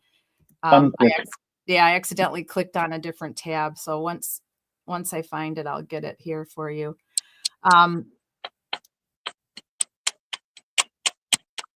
There it is. I got it back. Yeah. Sometimes once it ends, it goes to the next video. Help! I need everything out. I just walked to my apartment. My fiance's on the floor with blood everywhere. What is the address? 4601 Flat Rock Road. Please come help now. Right, I found it. Give me a second. Flat Rock Road. Is this a house or apartment? Oh no! Oh no! It's an apartment. Please hurry, please. All right. Give me a second to get it back up here on the platform. So what's the apartment number? Exactly. Okay, there we go. Whoops, that's not the right one. I thought about that the first time through, but I didn't bring it up in the discussion. This apartment, Yeah. okay, is there only 2 apartments or is there 40? Right. You know? Okay, let me pull this. There we go. Now I got it. So let me just tell me that you can hear it. Okay, Steve, when it starts. Help! I need a emergency now. I just walked to my apartment. My Can you hear it? fiance's on the floor with blood everywhere. What is the address?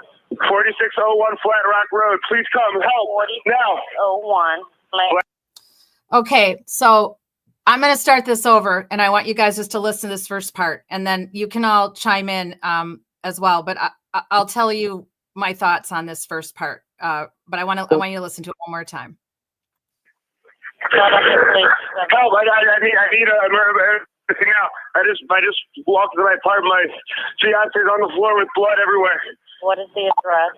4601 Flat Rock Road. Please come help now. 4601 Flat Rock Road. Is this a house or apartment? Oh no! Oh no! Apartment. It's an apartment. Please hurry, Where please. is she bleeding from? I don't know. I can't tell. No. So you have to calm yourself down in order to get you some help. I'm sorry. It's true. And that is true. Yeah, she was right what she said there. Yeah. But If he when goes he- berserk, she's not going to get a stitch of information. right, exactly. Now, for me, his voice in this whole beginning part, it changes tones a couple times. It sounds so performative to me, Steve. It sounds so rehearsed. Yeah, the very I've first he listened says he walked by her. Mhm. He walked by her. He did. I And he don't understand that. right, he but couldn't have walked by her The because guy could be in shock. Okay, I'll give you that. So I can kind of look past that, but sure. that kind of cued my curiosity. Right, exactly. Because he can't. It's a small kitchen, guys. It's a little alley. It's a little one of those little tiny, U-shaped kitchens, and he couldn't have walked by her. You walk in the door, and she was right there. And then he makes a deal about how much blood there was. There really wasn't that much blood, which that's what led the second Emmy, who took a look at this for Ellen's family, to believe that she was moved. That this, and they have proof from the person who looked at this. A second medical examiner basically said that there was proof having to do with the flow of blood. Sorry, trigger alert. This is a big trigger alert. Everything talking about this right now. The flow of blood was inconsistent with her leaning up against the counter the way he said he found her, and that she would have had to have been moved. And then here's the other thing, guys. There were 20 stab wounds to this poor girl, to this poor Oh wow, woman. Yes. that doesn't come out in the call.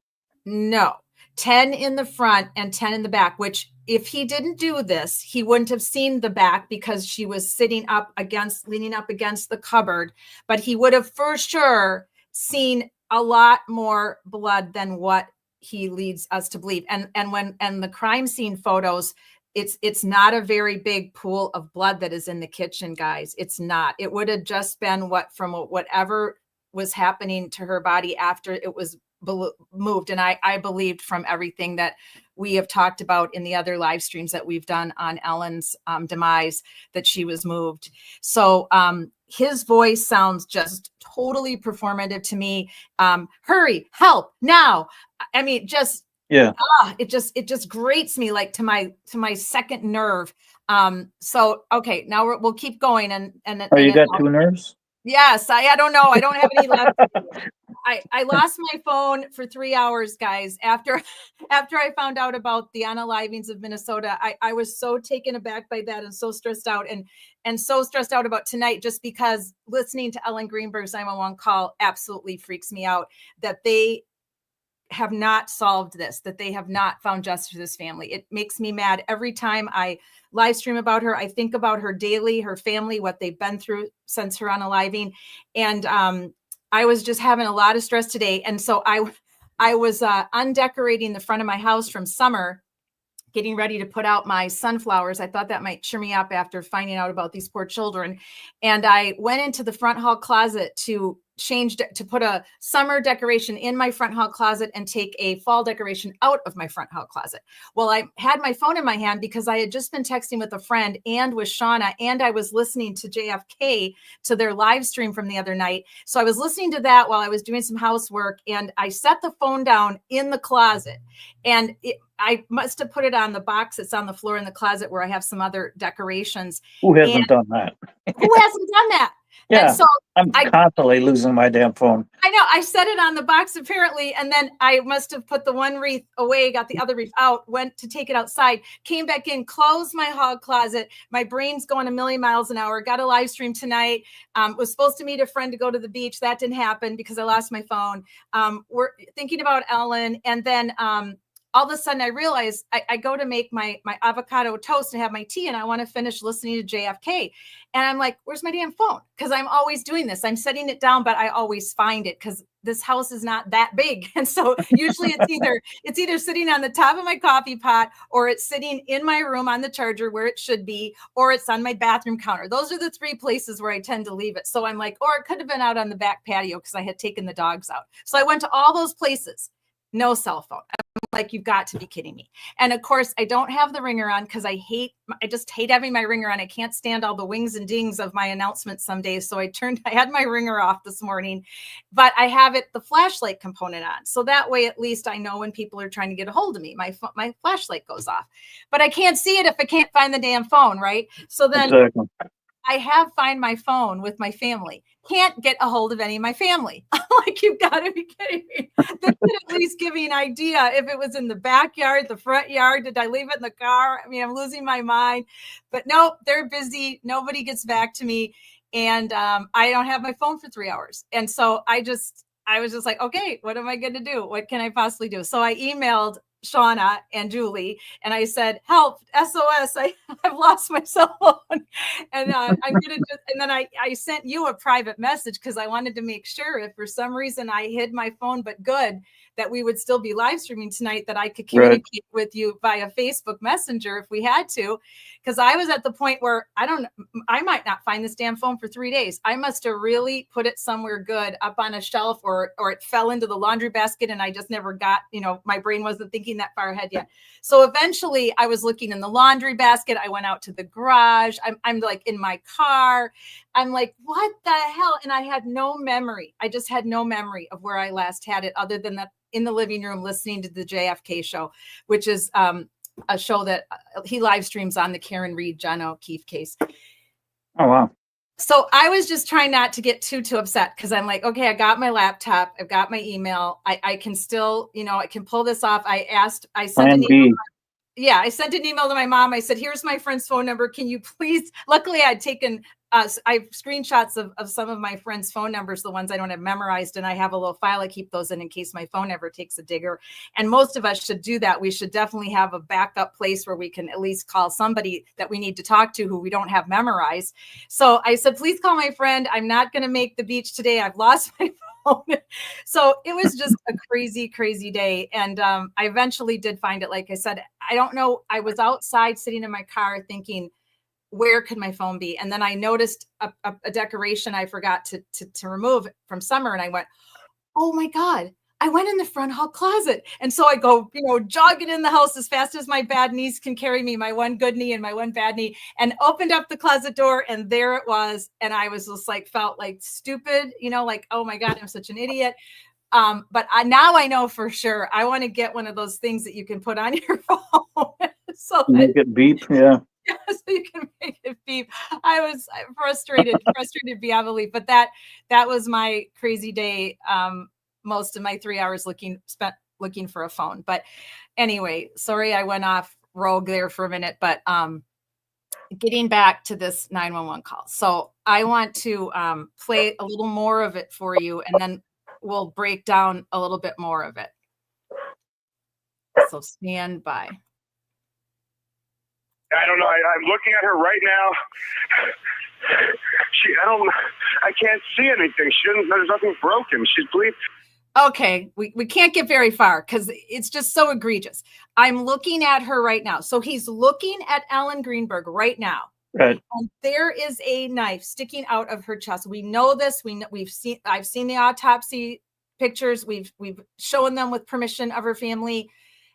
And she had 9 other stab wounds other than the heart. What? Right? Come What on. can't you see? Yeah. What? Right? Come on. Yeah. This is insane. You don't see the knife sticking out of her. Come on. Yeah, I mean, this is ridiculous. So, okay, we have to go back because I forgot what else he said that irritated me. Ellie, You don't know where she's bleeding from? Hang on, I got to go back now because he said 2 things that bugged me. Ellie, see anything? I can't see anything. I can't see anything. Are you kidding us with this, Sam? Yeah. There's nothing broken. There's nothing broken. There's nothing broken. And I noticed one of you're very smart. My friend zone is smart, Steve. These people are true crime. They follow these cases as thoroughly as I do. And we're all noticing the same thing. What do you mean there's nothing broken? The last time I checked, Sam, you're a TV producer. You work for the Gulf Network. And I'm not doxing him, by the way. This is all over social media everywhere. Everybody who follows Ellen Greenberg knows what he did for a living. You are not a doctor, right, Steve? Right. There's no way he could know if she had any broken bones. So even in a stress moment, Steve, what kind of thing is that to say? That is, again, he could, taking things at face value. He could be in shock. He happened upon the body and he's not thinking clear. And sometimes he just say weird things. All right. It happened. I need this, Steve. That's why you're here tonight, because, I'm a 99.9% sure he did this, but I need to hear what you would be thinking as a dispatcher. What would you be giving him grace for? So thank you. That's great. I appreciate that. Sherry D says, I feel like if it was me, OMG, I need help. My fiance's on the floor bleeding. Please send help. Hurry, please. Oh my G, what's happened to her? I haven't been gone that long. Right. More natural stress related reaction, right? Right. Sherry? Right, Steve? Yeah. That would be more like what we would expect someone to hear. Sherry D goes on to say, is someone coming? Please hurry. Again, oh my God, what did I, what do I do? We need help. Immediately, would have noticed the knife, in my opinion. Anybody that was paying a bit of attention.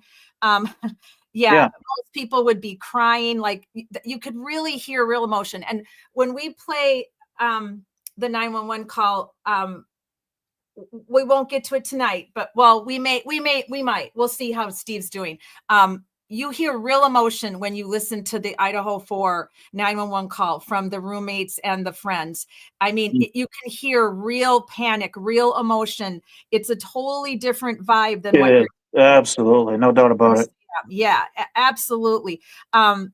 Okay, the Kimmels might be more. Okay, well, Raquette, we're going to need to do another live stream about Ellen, because it's been a while. It's been a while since we've had one just for her, for anybody that's new to the tragedy, but also just to remind everybody that Ellen is still gone and she has no justice. So I have an entire 100 slides on Ellen's case and all the evidence, and we need to revisit that just to continue to advocate for justice for her. So I will definitely plan in the next coming weeks to do that. So we can, and I hope you can come back, Rocket, and join us. We'll do that on a Wednesday or a Thursday, depending on my schedule. And because Thursdays are my night for calling out corruption in the cases, and this definitely has that component. So we could definitely do an Ellen segment on a Thursday night. It doesn't have to be on the women's honoring night. So we could definitely do a Thursday night calling out corruption again for Ellen and revisit everything we've already talked about and go a little deeper. So and Ellen, and you said, guess who paid for it to be cleaned? I'm just taking a guess here that would be Sam, that it wasn't the property managers, that they gave permission for it to be cleaned. So Sam gave the permission for it to be cleaned. I thought it was the police that released the apartment before they got the crime scene in there, which was they're claiming was a total screw up on their part, that someone spoke out of turn, on and on. It again, this just screams, malfeasance, and you name it, and it screams it. Sherry D says, we know at Roquette, the Papillon, Sam's family has political ties. His uncle went in, cleaned it. Yeah, I do hear from others that they hired a cleaning company, but again, if you guys have more information on that, I'm glad to take it in. And he did take items out of the apartment. You are right about that. He took items out of the apartment without the permission of her parents, her personal items, claiming that the door was broken and that someone could break in and steal her things, blah, blah, blah. But the parents had the right to come there and have someone that represented them go in to get Ellen's things out, much more than the judge had the right to do that, right? So that's sketchy. That's bizarre. Okay, I'll get back with you guys here in a second in our very active and very intelligent friend zone, because all of you know this case well. This unaliving of a wonderful human being, school teacher, Ellen. Let me pop back over here. Okay. You don't know where she's bleeding from, Ken? Ellie, Where blood's coming from? It's, I think, her head. I think she hit her head, I think. But it's up everywhere. Okay. Now, Sam, how do you know she hit her head, Sam? How do you know that? Because she's sitting up, supposedly. The wound to the back of her head, and I'll show you the autopsy photos in a little bit, trigger alert, is back here. So she's leaning against the cupboard. There's no way he knows she has a head injury. That was one of my first, you screwed up, Sam. You are telling us about an injury that only the person who unalived her would know was there. So she was sitting like on the floor with her back to the cupboard? Yes. Okay, I got the impression she was flat on her back. That's the impression he gives. But when you go back and read everything that has to do with this case, I know nothing about this, so I'm just. Yeah, I know. All I know is the dispatch call, the call we've been listening to. Exactly. So I don't know anything about his political connections. And I can't speak for any of that. No, I know you can't. I'm just trying to stay active with the friend zone because they know about the case. So that's right. Yeah, that's we fair. have to have another night where we can really update you on what happened and all of the investigation that has gone on by the family, because the police wrapped this up with a bow and said unaliving of herself, unaliving of herself, unaliving of herself. They never, ever investigated this case. They never treated him like a suspect. He was never interviewed as a suspect. He was never brought in for any interrogations. They wrapped this up with a bow as fast as they could, and they somehow convinced that medical examiner to overturn it from a homicide to an unaliving of herself.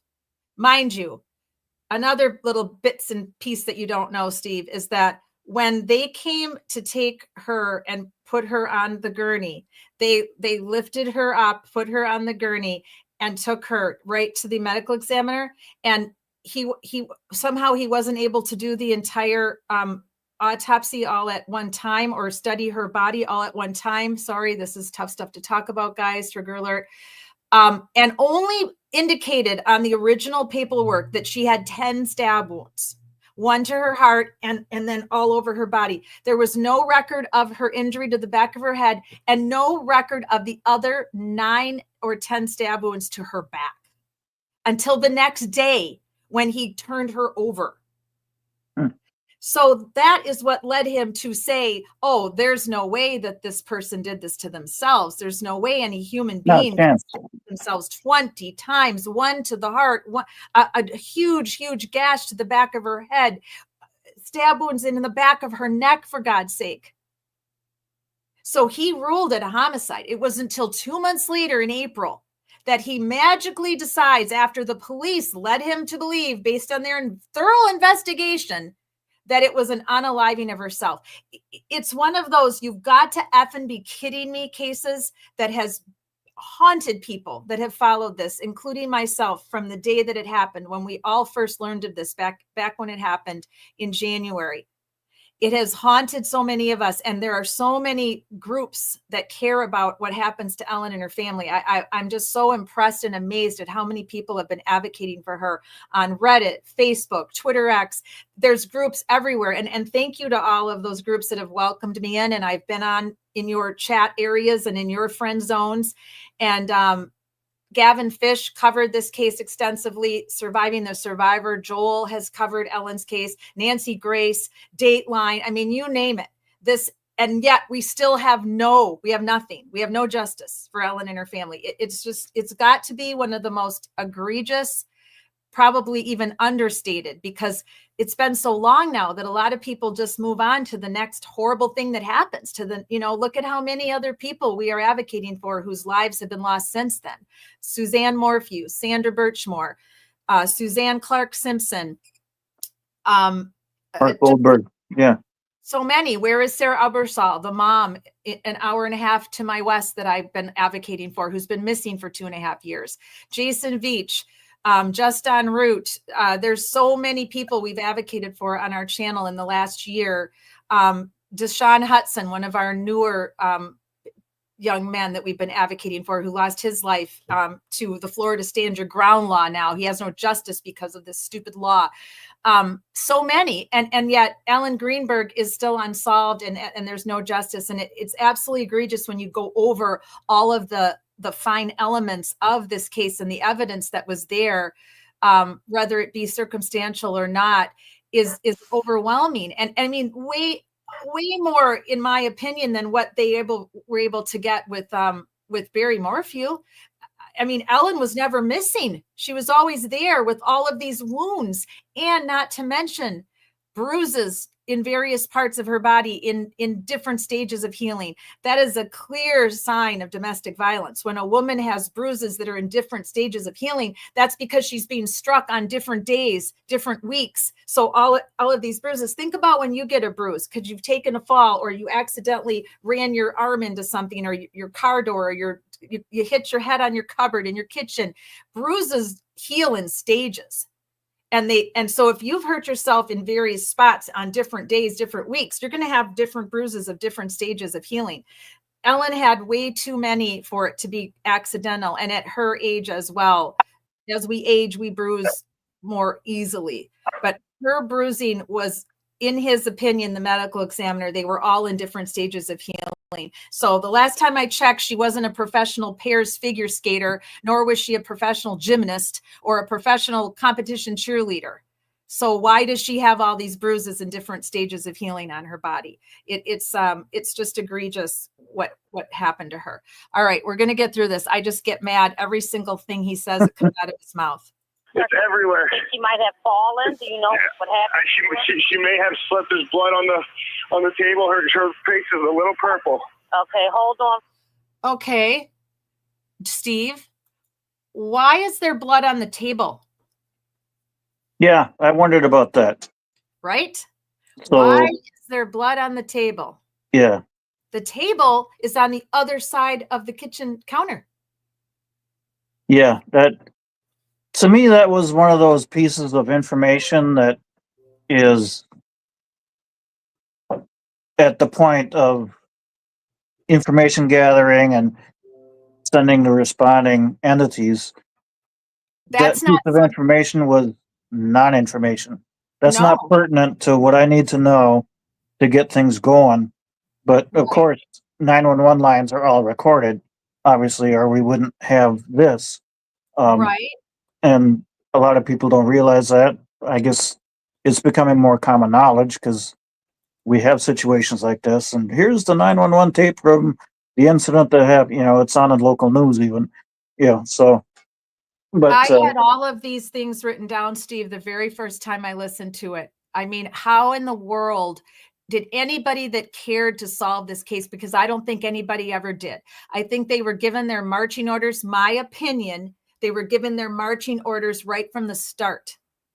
And so I'll catch up with all you lovelies in our friend zone. I just want to get through the 911 call, and then I'm going to come back and put up all your comments. Because this call just makes me feel ill, literally all of it. But that was one of the it's big weird. things that I wrote down. How is there blood on the table? And why? How would you even see that, Sam? You haven't gone into the apartment that far yet. You are still in the kitchen by the front door. You just saw her on the 911 call. You see blood on the table, but you can't see the knife sticking out her chest. Absolutely. Come on, guy. What do you only get one eye? Exactly. It's just so bizarre and ridiculous that this 911 call was not used as evidence. This is what I was talking about. 911 calls can actually be evidence. Absolutely, 100%. They always are. Yeah. Yes. All right, let's keep going. And friend zone, thank you. I will get to all of your comments here in just a little bit. For rescue for her. Stay on the phone. What's wrong? I went downstairs to go work out. I came back up. The door was latched. My fiance's inside. She wasn't answering. So after about a half hour, I decided to break it down. I see her now just on the floor with blood. Like she's not responding. Okay, is she breathing? Look at her chest. I need you to calm down, and I need you to look at her chest. It's really. I really don't think she is. Listen to me. Someone's on the way. Look at her chest. Is she flat on her back? She's on her back. So I bring her. Look at her chest and tell me if it's going up and down, up and down. I don't see her moving. Okay, do you know how to do CPR? I don't. Okay, I can tell you what to do, okay, until they get there. I want you to keep her flat on her. God. Hello? Yeah, hi, okay. Willing to do. Okay. So you heard it, right? You heard him go, oh God.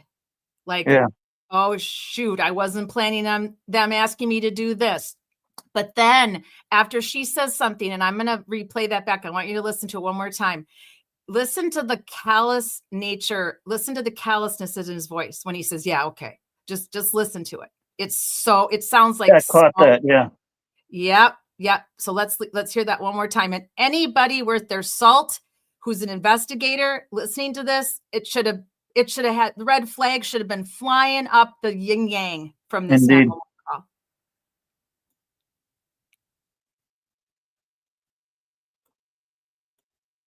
Hello? Yeah, hi, okay. Willing to do CPR with me over the phone? Okay, let me go back a little more. Hello? Yeah, hi, okay. Okay, until they get there. I want you to keep her flat on her. God. Hello?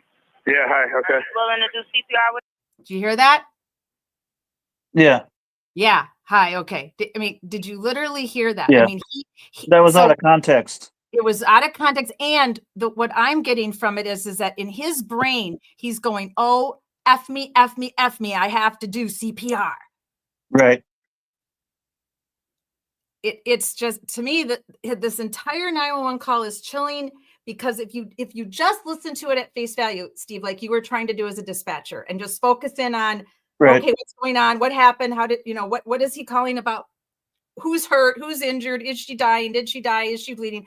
I get all that. But if you go back now and just listen to it and try to put on your Spidey hat and try to listen to it like a cop should be listening to it, or a detective, I believe all of us can hear all of the shadiness in this 911 call. And every time I hear it even more. Like every time I listen to this 911 call, it's even louder to me. Absolutely. And that's why I said earlier, to me, a lot of the emotion was fabricated, because he speaks with confidence to a degree, but then he's like, oh my God, what am I going to do?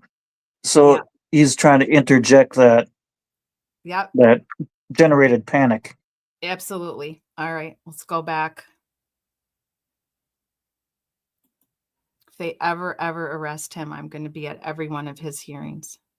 With me over the phone so they can. I have to, right? Okay, so get her flat on her back, bare her chest. Okay, you want to rip her shirt off. Okay, kneel down by her side. Oh my God, Ellie, please. Listen, you can't freak out, sir, because you. Okay, I'm trying not. Her shirt won't come off. It's a zipper. Oh my God, she stabbed herself. Where? Okay, all right. This is so bad, you guys. Her shirt. Okay, it's a zipper. Okay, so she's wearing a like a jogging type thing with a zipper and you still don't see the knife. You don't see the knife. Now you're actually talking about the zipper and you still don't. Then all of a sudden, oh my God, she Yeah. stabbed herself. Are you even kidding me with this? Yeah, no, that's that. Yeah, when I heard it the first time, I was like, yeah, no, he's gonna have more, even if he's in shock and just totally out of his mind, he's gonna have more emotion than that. He's like, Oh. oh my God, look at this. Where'd It's- that come from? It's so No, fake. come on, guy. Yeah, it's so freaking fake. He's been staring at her this entire time he's talking Right. to that one operator. But another thing I want to mention while I'm thinking of it, he says he waited a half hour at the door before he busted in. Right. And then I no medical training. I don't know how long it takes a corpse to get cold, right. but through my experience with animals, it's relatively quick. So he waited a half hour and then he says, oh, her hand's still warm later in the call. Right. To me, that was a bing, bing. No, it's not jiving. Before we go back to the 911 call, let me just add something up here to the stage a second. Hang on a second. There is so much that doesn't add up with his timeline of when he did what, when he says he was in the gym, and when he let me see if I can. Is this where I have And doesn't the apartment complex have it? cameras in the gym? Every gym I go to, they've got cameras everywhere. Oh, there's cameras. Trust me. The other lives. Why wasn't that subpoenaed? Right. The other lives that I've done, we have all of that, and we've shown. I'm trying to go to this part where I can show you. So there's so much that doesn't add up. So there's timestamps on these. These are just stills I took of the actual videos. There's timestamps of him showing him leaving. So this is a hallway. The gym is back here where those double doors are. There's another hallway there, and then that leads to the gym. So this is him coming to the lobby. He has yet to discover that she's been unalived.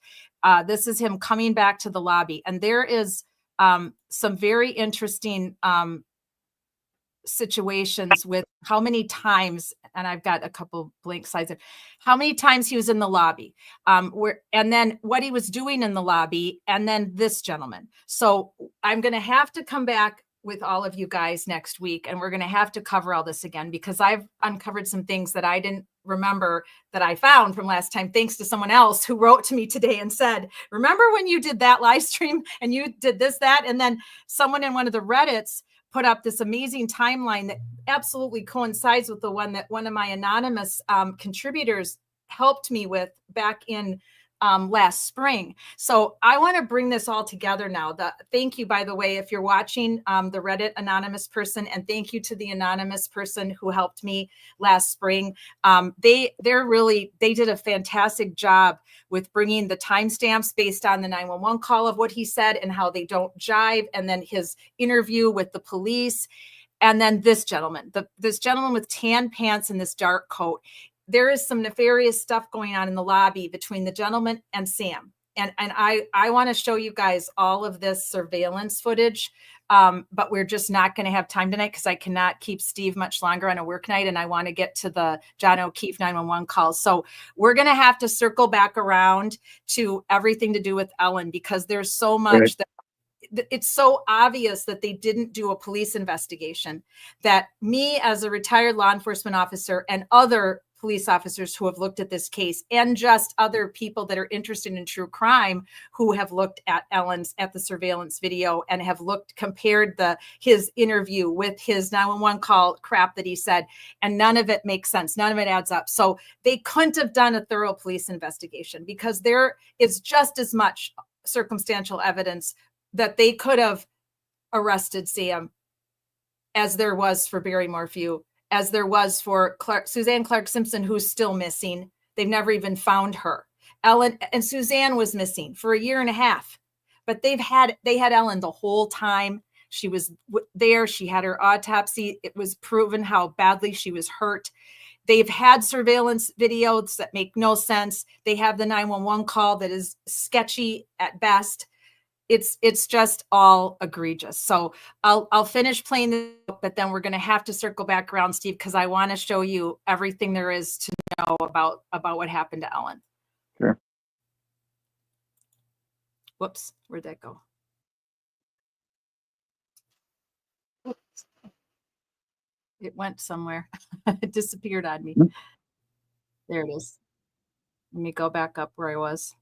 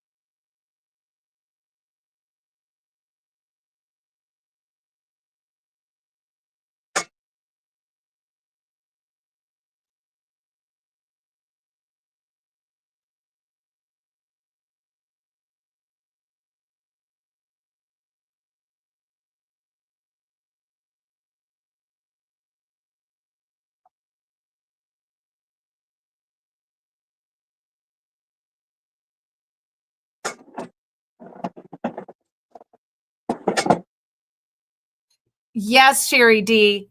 That is absolutely like a, yes, I didn't take it out. Like, what the hell, right? I saw that you had that comment in the chat, Sherry D. So and I think Shauna did too. So I just wanted to, oh wait, were you guys hearing that? Yeah. Okay. I just didn't have it playing back up. I just left that up. Hang on. I forgot to put the actual thing back on the stage. So it's not, you can't actually see it anyway. So I didn't know if you guys could hear it. I didn't have the actual clip up, but you were able to hear it. Okay. Right. Hear what? Were you hearing what I just played, or was it not playing? No, it wasn't playing. Okay. Sorry about that, guys. Tech issue on my fault. I didn't have the right link up for you guys. I got to go back. Sorry about that. Let me rewind. Sherry D was right though. He did. Yeah, it was dead air for a bit. Yeah, sorry about that, guys. He did somewhat laugh at the dispatcher. So let me replay all this. Sorry about that, you guys. I'm sorry. I didn't click the right link back for you guys. Oh no, her knife's sticking out. What? Can you hear it now? There's a knife sticking out of her heart. Oh, she stabbed herself? Can you hear it I now, right? guess so. I don't know where she fell on it. I don't know. Okay, well, don't touch it. Okay, so I just let her hear now. I mean, what do I do? No, I mean, you can't. If the knife is in her chest, it's going to be kind of hard for you to do CPR at this time. Oh no! Oh my goodness. Okay. Police, which operator? 277. Is someone coming here? Yes, they are. You said 4601 Flat Rock, right? Yes. Okay, someone's on the way. And the knife is still inside? Wait, so what? The knife is still inside of her? Yes, I didn't take it out. Was it her chest or what area? It's in her chest. It's like it looks like it's right in her heart. Okay, someone's on the way out there. Okay, just get. Oh my god! Oh my god! Okay. How old is she? She's 27. 27, and there's no sign of life at all. Like, No, please don't be. What? Bend her under her arm and tell me if she responds to pain. She's Ellie. She's not. Her arm, her hands are still warm. I don't know if that means, but there's blood everywhere. I mean. I know, but you can't. And the knife is still inside of her. How far? Can you see how far it went in? It looks pretty deep. Okay. It looks straight. I mean, it's a long knife. Don't touch anything. Yeah, don't touch anything. Okay. I'm not touching anything. I can't believe this though. So wait, it was just you there with her? We're the only ones here. And she ran in the door. You said latched it shut. No. I went downstairs to work out, and when I came back up, the door was latched. Oh. Like it was, it wasn't like it was, it was like locked from the inside, and I'm yelling. So I'm was yelling. Your house and broken into? No. So there's no sign of a break-in? No sign of a break-in at all. I mean, there will be when you get here because I had to break the latch, but to get in. Okay, 46. This is the quickest way to clear out stuck poop. The number one food for Commercials. Of course it is. All right. his voice is way too calm at that point. Right. If he just came upon if he just came upon his fiance unalived, he's I don't know how anybody would be coherent and calm enough to where it was almost conversational Right. at that point at the end of the call there. Yeah, that's another thing that the first time through I was like, okay, he calmed down pretty quick Right. for having Just his to remind fiance all on of the you ground that in are a pool new, of blood. just to remind everybody that's new tonight, welcome if you're new to our channel tonight. And tonight was kind of a special night having Steve on. He's a former dispatcher. We worked together when I was a police officer. I wanted to get his opinion on the dispatch call. That was the point of tonight. I've done several live streams on the entire totality of this case, and you can find them in our library. If you go to our live tab and just scroll down, you'll see they're all titled Ellen Greenberg. And I'm happy to do another one to go back over it. It sounds like there's several of you that have a lot of information and that have been very much invested in Ellen's injustice for Ellen. And I would love to get to know all of you better and have more of a discussion with you where I can just be with you in the friend zone and go back and forth. I don't have guests every week. Some weeks it's just you guys in the friend zone and me, and we go over all of the details of a particular person's unaliving, and we're advocating for justice for their family and for them. But tonight was kind of a special episode because I wanted to hear what my dispatcher friend thought of this 911 call and get his opinion on it, as if he was listening to it for the first time, because he had never heard this before. So thank you to all of you that are live with us that are new. I really appreciate all of you and appreciate all your comments. And I'm definitely going to go back and make notes of all your comments so that we can talk about them. I'm happy to do a live show next week. Again, I have not done a live show on Ellen Greenberg's tragic death in a while. So I'm happy to do it. Anything to advocate for Ellen. Solving her case is important to all of us who care about her and want justice for her and her family.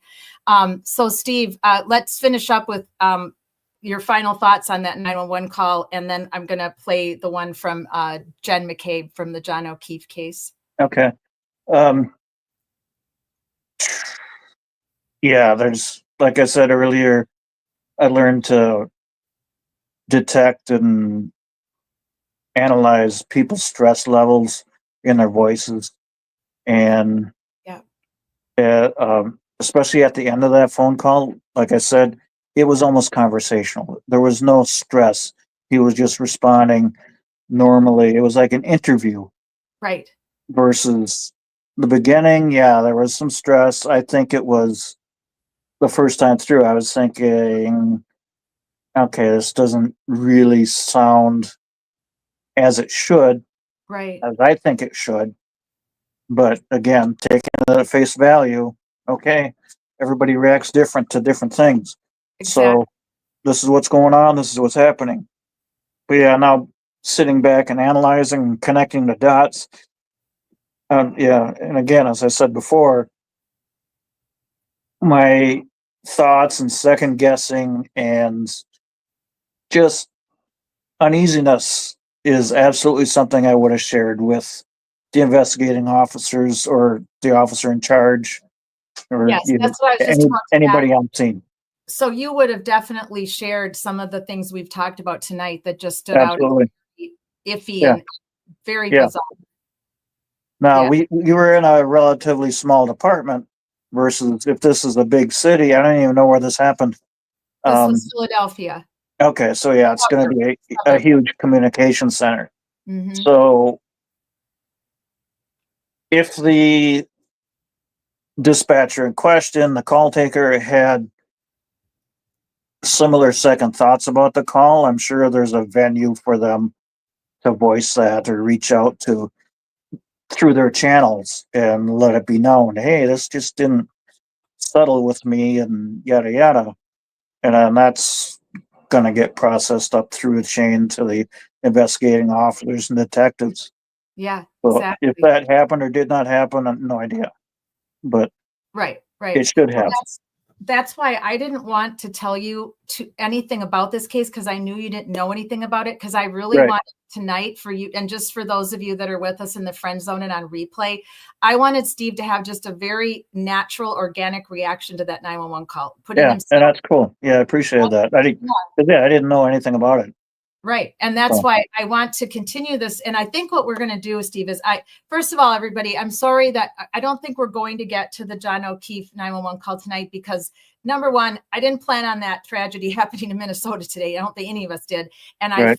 compelled to talk about that at the beginning of the hour, because I just couldn't not talk about that. That it's egregious, it's horrible, and we had to discuss it a little bit. I just would have felt wrong if we hadn't. So I do want to come back and teach Steve a little bit more about what happened to Ellen, and show you a little bit more about what went on with this case, because having been in law enforcement as a dispatcher for that many years, you'll be very intrigued and disgusted to see the lack of investigation that went on and the privilege that went on for Sam with the connections of his uncle being a judge. And there's so much more to teach you about what happened to Ellen. And I can't do it all tonight, that's for sure. And I was really happy to see some of you that care so much about Ellen, how you found me, whether it was Twitter, Facebook, or through Reddit. I really appreciate you and welcome you here. And happy to put up more of your thoughts and go over more of your friend zone comments if we can all reconvene. Steve, what does your week look like next week? I don't know. I don't want to bump out of this and lose everything, but oh yeah. No, don't do that. Well, yeah. I'll talk to you. I'll talk to you. I'll call you tomorrow, and then probably next Wednesday would be good. But yeah, we'll talk offline, and we'll nail something down. Well, let's tentatively say Wednesday next week, guys. But I'll let you know ASAP. I'll put up a live stream for a complete review of the tragic death of Ellen Greenberg, and I hope that all of you can come back. And I'm going to let Steve go for the night, because I know you have to work tomorrow. I'm going to stay on, because I'm just going to read through all the chats and talk with you guys for a little bit, because I know way more about this case than you do, Steve, but we want to get you there and get your opinion.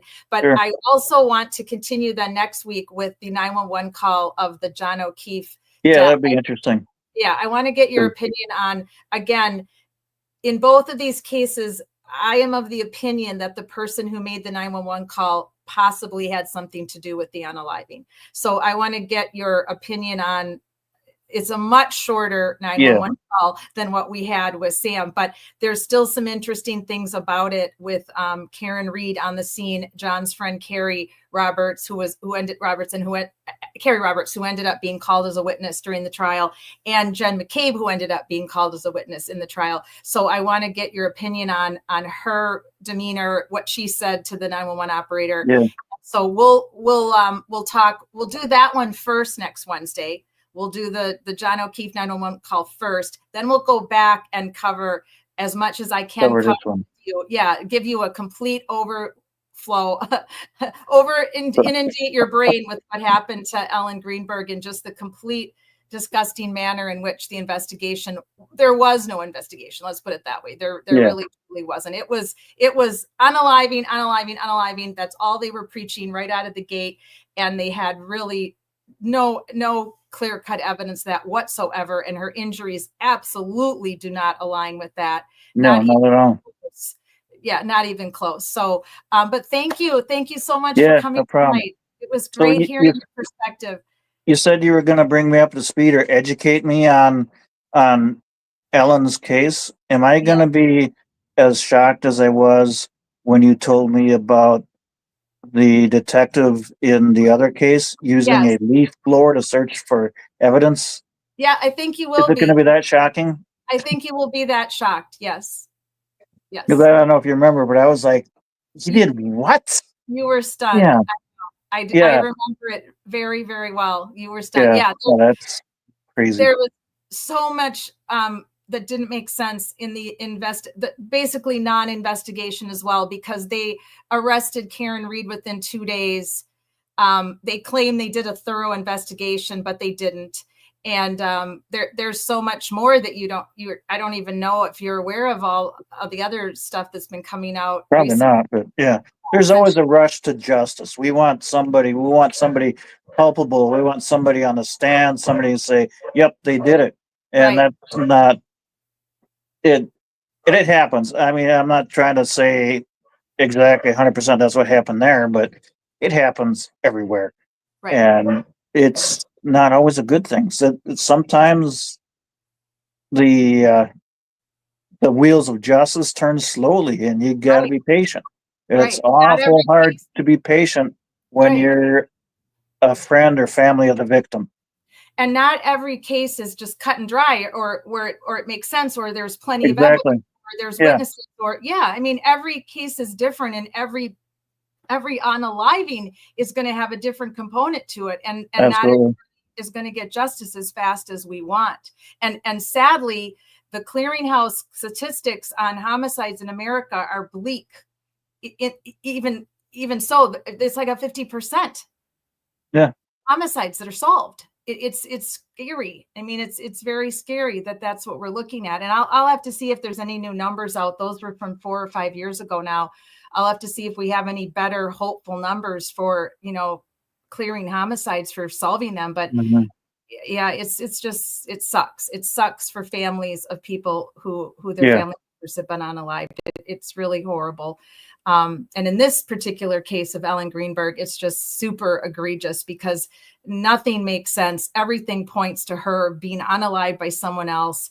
The suspect list is small, it's Right. literally one person is the main person of interest who would have been the suspect and was never even considered that. And it's just unbelievable. It's just atrocious. Crazy.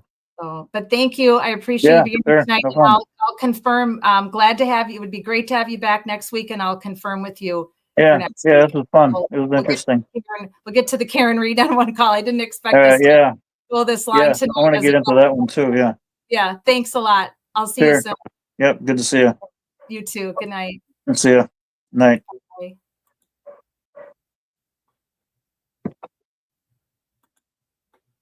All right. Well, thank you, everyone. Again, sorry that we got kind of a late start getting into the Ellen Greenberg based on what happened in Minnesota today. I felt it was important to talk about that and discuss it. And again, this was sort of a special episode, and I wanted to really get a dispatcher's point of view into some of these 911 calls, because the way we look at them and what a dispatcher has to do at the time when they're happening in real time is totally different. We get to pause them, we get to analyze them, we get to listen to it over and over and over again, but that's not what happens for dispatchers. They're taking that call in real time, emergent situation. Anytime someone has to call 911, it's never for a good reason, right? Even if it could be something simple, like my son just fell and broke his ankle and need an ambulance, or something horrific, like I just walked in and found my fiance on the floor of the kitchen in a pool of blood. So I thought Steve did a great job. He had absolutely no background on what happened to Ellen. And I thought he gave us some really insightful comments coming from a dispatcher. And I do apologize that we didn't get to Karen Reed's, the 911 call of Jen McCabe, but I didn't want to keep Steve any later on a work night. And our live streams always run long. Julie and I on Friday night, we always try to be done way sooner than we are. We get chatty with the friend zone, and I try to put up as many of your comments as I possibly can, because I just truly appreciate having you all here and listening to your insights. And like I said, I'm welcome to all of the new people that joined us tonight who are invested in Ellen Greenberg and justice for Ellen Greenberg. I'm really happy to have you here. I wish I didn't know you. I wish we weren't here, because then all of these wonderful people would be with us. But we are advocates for victims of homicides, of unsolved homicides. So that's what our job is now, is to advocate for them. Our volunteer mission in life is to advocate for justice for those who have been unalived by the hands of someone else. So I'm just going to take a minute to look over your chat friend zone here. I typically keep up with you much better than this, but I just wanted Steve to have, say what he needed to say and be able to talk with him as my company tonight. I don't have a lot of guests on the show. Julie and I co-host on Friday nights, but we don't have a lot of guests typically. So when I have family members on Thursday nights, the family members are sharing their stories with us, and it's a little hard to keep up with the chat box those nights because I do not have a producer, someone that can keep putting up your chats for me. It's just me. So I'm wearing all the hats. So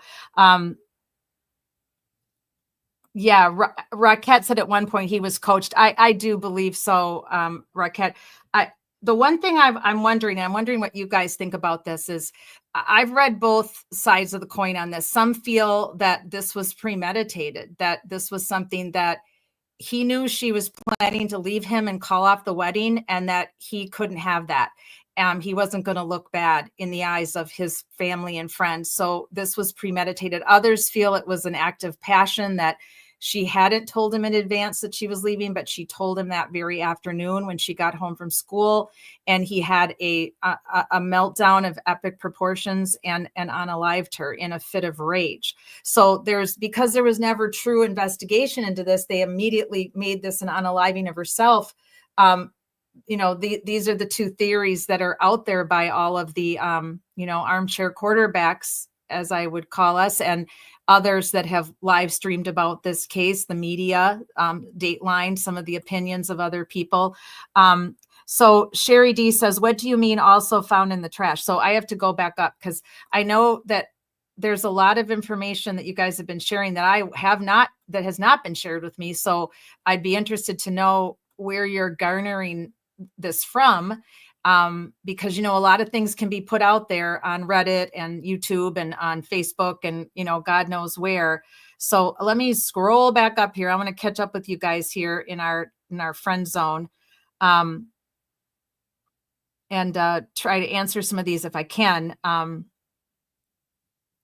MCAT at one point, and I know she's left, not with us anymore, but I refuse to believe people in Killer's life did not see some red flags. Yeah, that's the truth in all of the cases that we're advocating for, right? It's just hard to fathom that there were no red flags at coworkers, family members, neighbors. It's very difficult. But the thing about domestic violence homicide is that a lot of the unalivers, whether they be the woman or the man, and in most percentage cases, it's a man on woman situation with domestic violence. There is the other side of the coin, which is what we're seeing in the Elderson case with the unaliving of Dan Markel. That was a family situation, and a lot of people believe that Wendy knew about it and that she orchestrated it. We don't know for sure. It's allegedly she testified in her brother's court case. He's now in jail for life. The other three individuals that were supposedly allegedly hired are all in jail for life. And I believe one of them can get out in 18 years. But a lot of people think Wendy knew about it. There's others that don't believe she did, that she was completely in the dark. I don't know. There's a lot that has come out so far if you're following this trial. And we'll talk a little bit about that trial on Friday Night Lies, our opinions on what's gone on this week with all of the witnesses that have gone on the stand. But it is a high percentage of men that hurt their wives or their girlfriends, not the other way around. Women typically are not the aggressor in domestic violence cases. It's 85%, I believe, man on woman. So in this case, we believe that it was man on woman. And how Ellen was, if she was being abused domestically, that's why she had all those bruises in varying degrees of healing on her body. She wasn't telling anybody. We know she was seeing a therapist for anxiety and depression, which obviously can come if you're in a domestic violence situation. You're going to have anxiety and depression, but sadly, she was not sharing it with anybody, if she even did share it with the therapist. I think the therapist is mandated to report if it is domestic violence. So I don't believe she did share it with her therapist. My guess is she had other excuses for the anxiety and the depression that she gave to everyone, including her parents. And that is just so sad and horrible to me, that such a wonderful, dear person that she was, that we've learned that she was, suffered like this in her final days, not being able to tell anybody about what was happening. So Steve, you're going to be mind blowing. Yeah, no, Steve has not seen any autopsy. He's seen nothing. I wanted him to come in cold to this because we discussed it a couple of weeks ago. And I said, I want you to listen to the 911 call as if you were the dispatcher that day. I didn't want to give him my opinion on the case where with the Karen Reed case, unfortunately, we've talked about that case a lot and he's come to Friday Night Lives with Julie and I. So it'll be a little harder for him, but I haven't talked a lot about Jen McCabe. So hopefully he'll be able to hear that 911 next week and give us his dispatcher opinion on that as well. Because like I said, my other point of this was that I don't think dispatchers give enough credit. I thought the woman who handled this Ellen Greenberg dispatch 911 was fantastic. I don't think dispatchers get them enough credit. What an important role they play to the safety of the law enforcement officers and firefighters going to the scene, the EMS, and any family that is at the scene of an emergency or like today, this tragic school shooting. I can't even imagine how crazy the dispatch would have been for the city, that township that they were in, that suburb, and then the entire, obviously all the surrounding law enforcement that came to the aid, that came to help out. It's just mind boggling. So yes, Sherry D, Steve will be mind blowing next week when we go over everything. Now, like I said, I have a 100-slide case deck on Ellen, what I've garnered from a lot of you that have offered me things that have been following this horrible tragedy, and from Ellen's parents, emails that I've had with her mom with some information, and then just from that I've garnered from Joel from Surviving the Survivor, and Gavin Fish and Nancy Grace. And so I put together my own 100-slide information on this case to make it easier for me to live stream about it and to go back and forth with y'all in the friend zone here. So Raquette says it was planned. So you're of the opinion it was planned. He let 2 people into the bathroom across the kitchen. That's why a clean bath towel was there. The security guard was supposed to open the door when he said no.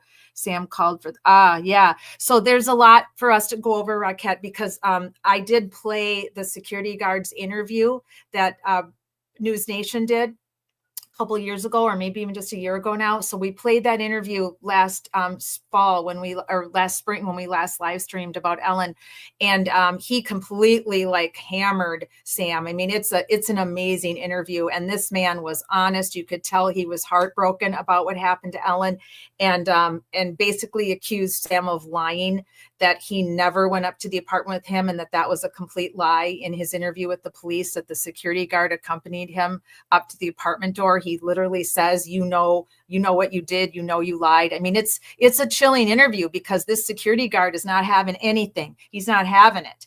And he's not going to stand there and have someone lie about him and put his credentials on the line.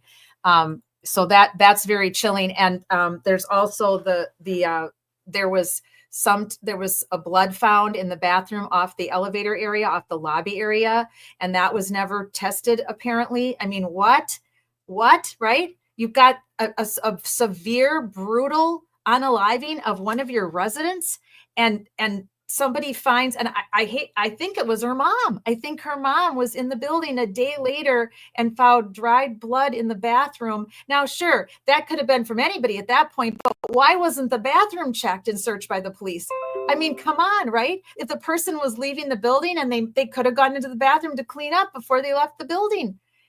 I mean, it's just unbelievable, the mistakes and the sloppy police work. But again, I personally believe that there was no sloppy police work in the Karen Reed case, death of John O'Keefe. I think everything was done the way they wanted it to be done on purpose.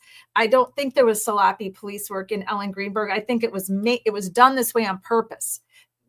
Cops are not that bad, guys. Even the worst of the worst cops are not as bad as the way they behaved in the death of John O'Keefe and the death of Ellen Greenberg. These 2 cases have similarities in that respect, that there is absolutely no way the police are that bad. They're just not. They were told what to do and what not to do. So Raquette, you said that's why he was so adamant about nobody else being there. Right, exactly. I mean, and like Steve was saying, nobody gives that much information out in a 911 call. Nobody. It was overkill, the amount of information he was giving out, like literally like threading his entire alibi into a 911 call. It makes no sense other than to him, other than to himself. Yes, Shauna, it's just horrible. It's horrible that she still doesn't have justice. And it's so obvious to just even anybody who's even remotely interested in true crime that takes a look at this case, takes a look at this tragic death of Ellen and says, no, none of this adds up. None of this makes sense. Why has this not been solved? What is going on?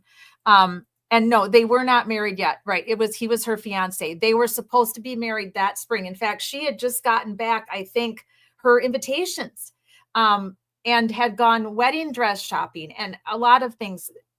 None of it adds up to unaliving at all. Yes, thank you, Raquette. They were engaged in June of 2010, and they were expected to get married at that spring, but I don't recall the date, but I know that she was getting back proofs of her invitation, something like that. Yeah, and Sherry Diaz said there's a knife sticking out of her heart. What in the Twilight Zone? Yeah, and as we went back over that 911 call the second time, it makes absolutely zero sense. From the second he starts talking, just crap is coming out of his mouth. It's all staged. It's all coached. It's just egregious. There's no other way to put it. Yes, and yes, Sherry D. There was like that weird laugh there when she asked if he pulled the knife off, and he something out, and he was like, no, of course I didn't, or he laughed or something like that. It was really not a response that you would get from a distraught fiance who just found the person he loves, the love of his life, in this condition. And you guys, of course, were questioning, how did he possibly know how long the blade was? He wouldn't have. Even if you have sort of an idea of what's in your kitchen, you wouldn't be able to state that in that kind of trauma. So there's just no way he would have known that. And yeah, Sherry D, I hate this 911 call. Me too, Sherry D. I just hate it. It makes my stomach hurt. It makes me want to punch my computer. I just can't stand this 911 call. It's just the worst. So yes, thoughts on the card drop. So let me pull up, let me go back up here and add to the stage. So this is very chilling to me. And next week when we come back with Steve, we're going to show him these surveillance footage that I have, that an anonymous person was kind enough to send them all to me, so I didn't have to go try to find them on my own. And I really appreciate that. So this person, this male with dark hair, wearing the coat, the tan pants, he is seen several times in the lobby at different time stamps during the time that we believe she was unalived and Sam supposedly found her. And there's a point where Sam is in the lobby. Let me see if I have some of the screenshots. So these are just more where I at one point I was severely confused, thinking that there were two men that dressed alike in the lobby, because when you look at these guys, look at how bushy his hair is. He's got quite a long hair going on there. And no coat is on at this time. Just it's a t-shirt. Here is a white t-shirt. This is a collared white shirt. I don't know if you guys can see my pointer. A sweater, tan pants, and these brown like shoes. They look like all weather shoes, because remember, it's winter time. Then when you look at him here on the left coming out, his hair does not look fluffy to me anymore. That would indicate to me that he took a shower, possibly, right? And he's got a coat on now. So he went back upstairs and did whatever he did. So while he's downstairs, and look at this bulge in his pocket. There's what's in his pocket, right? And people were of the opinion of where he was walking when we watched the surveillance last time, that he went to that bathroom, that he was in that bathroom. So did he get like a bunch of paper towels from that bathroom and shove them in his pocket? Possibly, right? And his hair, look at his hair. Look at how far out his hair is. Like it doesn't, to me anyway. And I know surveillance cameras can be weird, but to me, when he comes back, now he's got a coat on. So wherever he went, whether if this is just an innocent bystander and he lives in the building and he was down in the lobby without his coat with the bulge in his pocket, and then he goes upstairs and he comes back and now there's no bulge in his pocket anymore, and he's got a coat on and his hair looks flat. It's definitely flatter, right? And I know, again, surveillance cameras can be weird, but I don't think they're that weird. I just don't think they're that weird. And that's the three-way call. But so what we saw on the surveillance camera is very disturbing. Is Sam in the lobby, and he walks across the lobby, and we'll show this next week. I don't know what the other one is Sam, but so Sam walks across the lobby several times, and one of the times he clearly has something in his hand, and then he drops something, and it looks like a key card. It looks like a white, like rectangular key card, and I have the surveillance, and we'll look at that next week. And then this man, later, when Sam's no longer in the lobby, this man is in the lobby again, and he bends down and picks up the exact item that Sam dropped. Now, people, that can't be coincidental. That just can't be, right? It's a 1 + 1 = 2. So that's my thoughts on the key card drop, Raquel. I feel they have to be related. That's my opinion, of course. It could be that this person was cleared, that they're just a person who works in the building, and they saw it on the floor and thought it was trash, and then realized what it was and took it to Lost and Found. End of discussion, right? Or is this somebody that was working with Sam and helped him with the unaliving of Ellen Greenberg? And that's why it seems so bizarre that he's in the lobby with no coat, and then in the lobby with a coat, and all in the same time frame as when Sam was in the lobby, from the workout room to getting the mail to finally going up to finding out that he allegedly can't get into the apartment. And a lot of you were asking, I noticed, why did Sam take so long? From the time he left the workout gym to the time he called and had this three-way call, because he had a three-way call with his uncle and his cousin came in. Why is he calling his uncle and his cousin to tell them he can't get into his apartment? And why would it take him that long to finally call 911, like you guys were all saying? What if she had a stroke, or what if she had a heart attack, or she fell in the bathtub of the shower and hurt herself? Why would you wait that long to get into your apartment? You know something's wrong. You were just there. You were just there with her. She had just gotten home from school, and you were already home, and you had to have conversed. You had to have spoken. And then you go down to work out for approximately 30 minutes, 35 minutes. And then you go up and you can't get in your apartment, and you're pounding on the door, and you're texting her all kinds of things, and you're being mad at her because she locked you out of the apartment. But you're not trying to get help to get in the apartment. You're not calling 911 to get the fire department up there because something could be wrong with her. She's your love of your life. Why are you waiting that long? And then you're calling a three-way call? What's your uncle and your cousin going to do? What are they going to do for you? Right? It doesn't make any sense. And so there's a lot more. There's just so much to go over, because everything with this is so shady and doesn't make any sense. And like I've got on the screen, Sam made a three-way call from the lobby of the apartment before he broke into the apartment. So he's finally going to break him himself after all that time, instead of calling 911, instead of getting help to get into the apartment. That it just doesn't jive at all. And from what I know about these so-called hotel locks that they have, those are lame, you guys. I mean, anybody, a child can break into those. They're just there for your peace of mind, to maybe stop the intruder for all of an extra couple seconds to getting in your apartment. If they truly want to break into your house or your apartment, those locks are just useless. The ones that now, there's some heavy duty ones that hotels use. Those may be a little bit harder to get in, but from what I've read up, and Gavin Fish did a whole, I'll show a couple clips of his interesting live stream that he did 2 years ago. He showed how easy it was to make it look like it was locked from the inside when it was truly locked from the outside.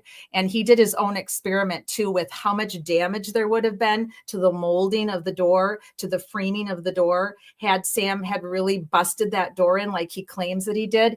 And he did an experiment in his own house, which is very fascinating. A little bit like our Julie did on Friday Night Lives, when Julie did her own experiments for us on the leaf blower and on the tail light pieces in the snow. And we have yet to see her coconut experiment. So Julie, we're going to need to see that really soon. But Gavin Fish did his own experiment in his house. So I'll show that to you guys next week if you haven't already seen it. So this 3-way call from the lobby, cousin came in 6:14 p.m. and Uncle Jim Judge apparently arrived before EMTs. One of them did. I think it was the cousin. So while on the phone, he breaks door and enters and finds Ellen in the kitchen. And so he's with his uncle in that call. Then he hangs up from the uncle, or he puts the uncle on hold. I can't remember this exactly. I'm going to have to confirm that. And some of you may already know that. Was asking police to be allowed to go up to the apartment. So this is all strange, right? Why the judge? Why your cousin? Why aren't you calling Ellen's parents? Why aren't Ellen's parents being called to come to the house when you can't reach Ellen? It's just there's just so many questions that just don't add up and don't make sense. So this was just the beginning part of the 911 call. And we'll go over all that because I really want to let Steve know more about this case and get his opinion. Sherry D says, shouldn't he be more freaked after realizing the knife? Exactly, Sherry D. That was eerie too, wasn't it? That's where you should have heard a meltdown of epic proportions, like crying, breaking into tears, screaming, anything that a normal person would do when they find the love of their life in that condition. Absolutely. Yeah. Julie says lots of qualifiers from this guy. Yes. And thank you, Sean. I'll let Steve know you said that. Steve had to handle a lot. I mean, it was 12 years, if you can imagine, of a lot of calls. Oh, it's pouring here. I didn't know we were supposed to get rain tonight. And MCAT had said agreeing with all the comments. Now, this is interesting, Raquel. I have not heard this. So I've been in a lot of the different chats and in the Reddits and on Facebook group at Justice for Ellen Greenberg. And you're the first, you're giving me a great amount of information. I really, truly appreciate it. I actually have 14 victims of homicide with unsolved cases that I'm advocating for. So I get as far into all these cases as I can, but I have never gone down too much of the rabbit hole with the organized crime component that you brought up earlier. But I'm interested in it. I think most of us would be. And I don't know anything about this. Jack Wheeler's murder, M-word, sorry, YouTube, is linked to this and month before Ellen. Well, this is fascinating. So I'm going to put my email up for all of you that are new tonight. And I really gratefully thank you for giving me a chance to advocate for Ellen for you. I appreciate it. The old saying, I think Steve put up, dispatcher forever. And once you're a cop, you just always think like a cop. I mean, I've actually helped people out since I've been retired in emergency situations before, because you just can't stop yourself. And so that's why I like to follow these cases and advocate for victims of homicide, because it allows me to still get that out of me a little bit, that wanting to help component, that wanting to solve, even though I can't solve these, I can advocate for the victims. I can advocate for the police to keep doing their jobs. We can be critical if we have to be of the police for not doing what we think they should be doing. And we're allowed to have those criticisms. There should be checks and balances. The community members, we're a village, and we have to stand up for those that have been hurt, those of us, because it could happen to any of us. Any of us could be in a situation of a domestic violence homicide. Any of us could have had what happened to John O'Keefe happen to them. It's scary. And so when it happens to one of our fellow humans, one of our community members, we get to have a choice. We can be an advocate, and we can come together and be a village and stand for this family and stand for this person for as long as we can, as many volunteer hours as we're willing to give. So I'm really grateful to have all of you here with us. And I hope you'll be interested in some of the other cases that we have been advocating for. Suzanne Morphew, Suzanne Clark Simpson, Sandra Birchmore, and then my Florida cases, Jason Veach, Deshaun Hudson, I want to make sure I said his name right, Deshaun Hudson, and Sarah Ebersol, the missing mother from Marion County over to my west. So I'm getting a couple kisses on the arm right now from Puppy, because he is a wonderful guy, and he's been so good tonight, my 9-month-old puppy, and he likes to come up and say hi sometimes. Come on up, say hi. Say hi to everybody. Hi, I needed that. This is stressful stuff. I know. Thank you.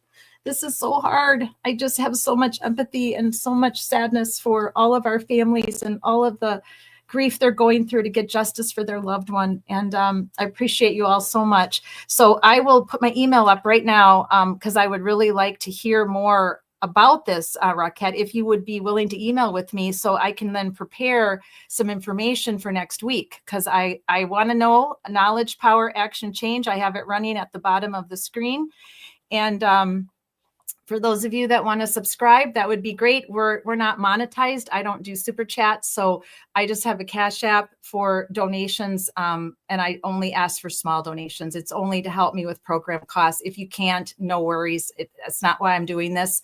I'm doing this as a true volunteer mission. So we do not do the super chat component, but I guess we do qualify now for monetization. I just found that out in the last couple of weeks.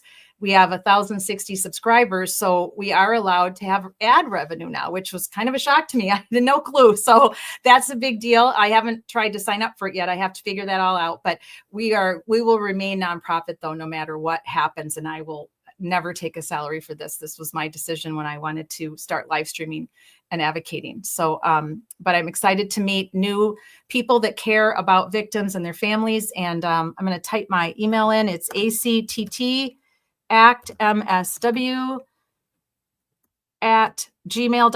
And that just stands for ACT.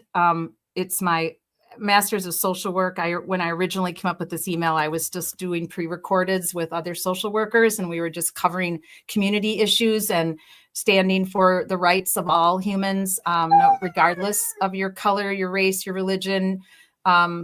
We are always about fairness and justice for everyone. So actmsw@gmail.com is the email. And please send me any information or anything you'd like to share with me. I really appreciate it.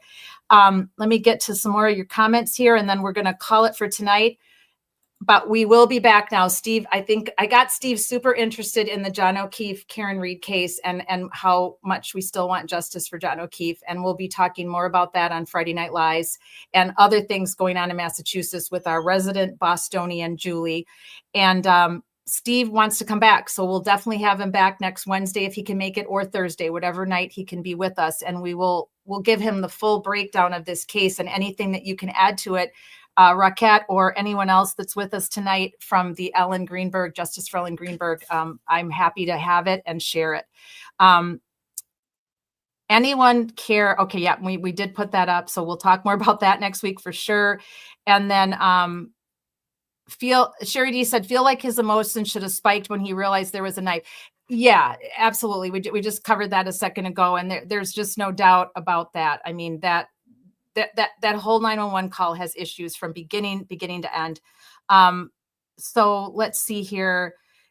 Thank you, Raquette. Investigator Olszewski, it looks like, or Olszewski may be connected to a Judge Olszewski. Oh boy, involved in the Cash for Casket. Okay, this is interesting. I don't know much about that, but I want to learn. I will take my time this next week to learn on this. I will make sure and write all this down.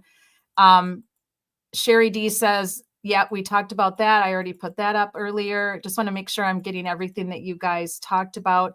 Yes, I am aware of that, Raquette, that Schwartzman did represent, is it BOFA? Is that how it's pronounced? I don't know much about that situation of the underworld. Eugene BOFA, I think I'm saying that right. Am I not, Raquette? So that I was aware of, that, you know, obviously everybody's entitled to representation. So many lawyers have represented underworld criminals and those accused of high level mafia related crimes. So there are lawyers that represent the mafia. That's, you know, everybody's entitled to representation. And as you say, somebody's got to do it. Sherry D said, oh, I see. Let me go back up. This one I did not see earlier. Uncle, yes, that's right. And the uncle, it is proven fact that Uncle Schwartzman went into the apartment and took things out that belonged to Ellen, including her laptop. That's really sketchy. One of the things they used against Ellen, the police, to try to explained to the medical examiner that she unalived herself was that they found information on her laptop that she was looking up non-violent or the least painful ways to unalive yourself. Well, I don't know about you guys out there tonight, but I don't think stabbing yourself 20 times would be the way to go. Do you? And so I don't believe it for a second that Ellen ever looked up anything having to do with unaliving herself. I think that was all put on her computer before or right after. If it wasn't premeditated, it would have been right after. He had plenty of time. And if it was premeditated, he would have done it beforehand. There's no way. I just don't buy it for a second that she did that. So I think I was caught up to most of everything in here. Sam, now this is a good one. Raquette, thank you for being so in the know. Sam's associates will come online and push his story. There's a guy in Israel who says he knows a cousin of Sam's and pushes the unaliving. Yeah, I believe it. I mean, Sam stayed quiet all those years. He married someone else, had a child. He's been continuing to work for the Gulf Network, I believe.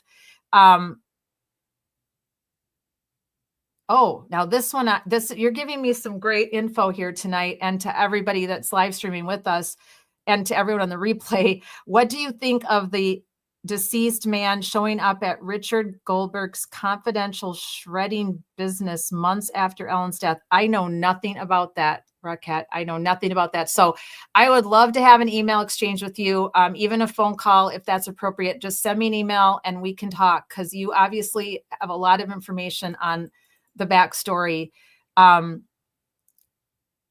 Yes, Sherry D. I agree. Raquette is in the know. She's been on this case, obviously from the beginning, super impressed with you and your knowledge. What does it stir? Oh, okay. Yeah, we got that covered, Sherry D. Thank you. I'm going to be fascinated to speak with you because there's nothing I want more than justice for Ellen Greenberg. I mean, I want it for Suzanne and I want it for all of our other victims very much, but this is the oldest case that we've been advocating for. And I have been following it way before I became a live streamer. My heart, I was so touched when I was able to email with Ellen's mother. That really touched my heart because I'm just a small grassroots channel. I'm not a Joel, a Surviving the Survivor, or a Fish, Gavin Fish. I mean, we're just a small grassroots channel, but we care, and all of our subscribers care. And the fact that she reached out to me and thanked me for what we've been doing on our small level was very meaningful to me, because I literally feel like I know Ellen at this point. I have followed this since it happened to her, and I've never understood it. I've always been upset about it. Wished I lived closer to Philadelphia. I would organize a standout. I'm retired now. I would literally go every day and stand out for her. I would hold up a sign and stand out for her an hour every day if I could, if I lived in Philly. I'm just so heartsick about this and what's happened to her. And this is just such a terrible example of our system not working and of what corruption really truly does look like. And that's why we use the hashtag calling out corruption, because if we don't do it, who's going to do it?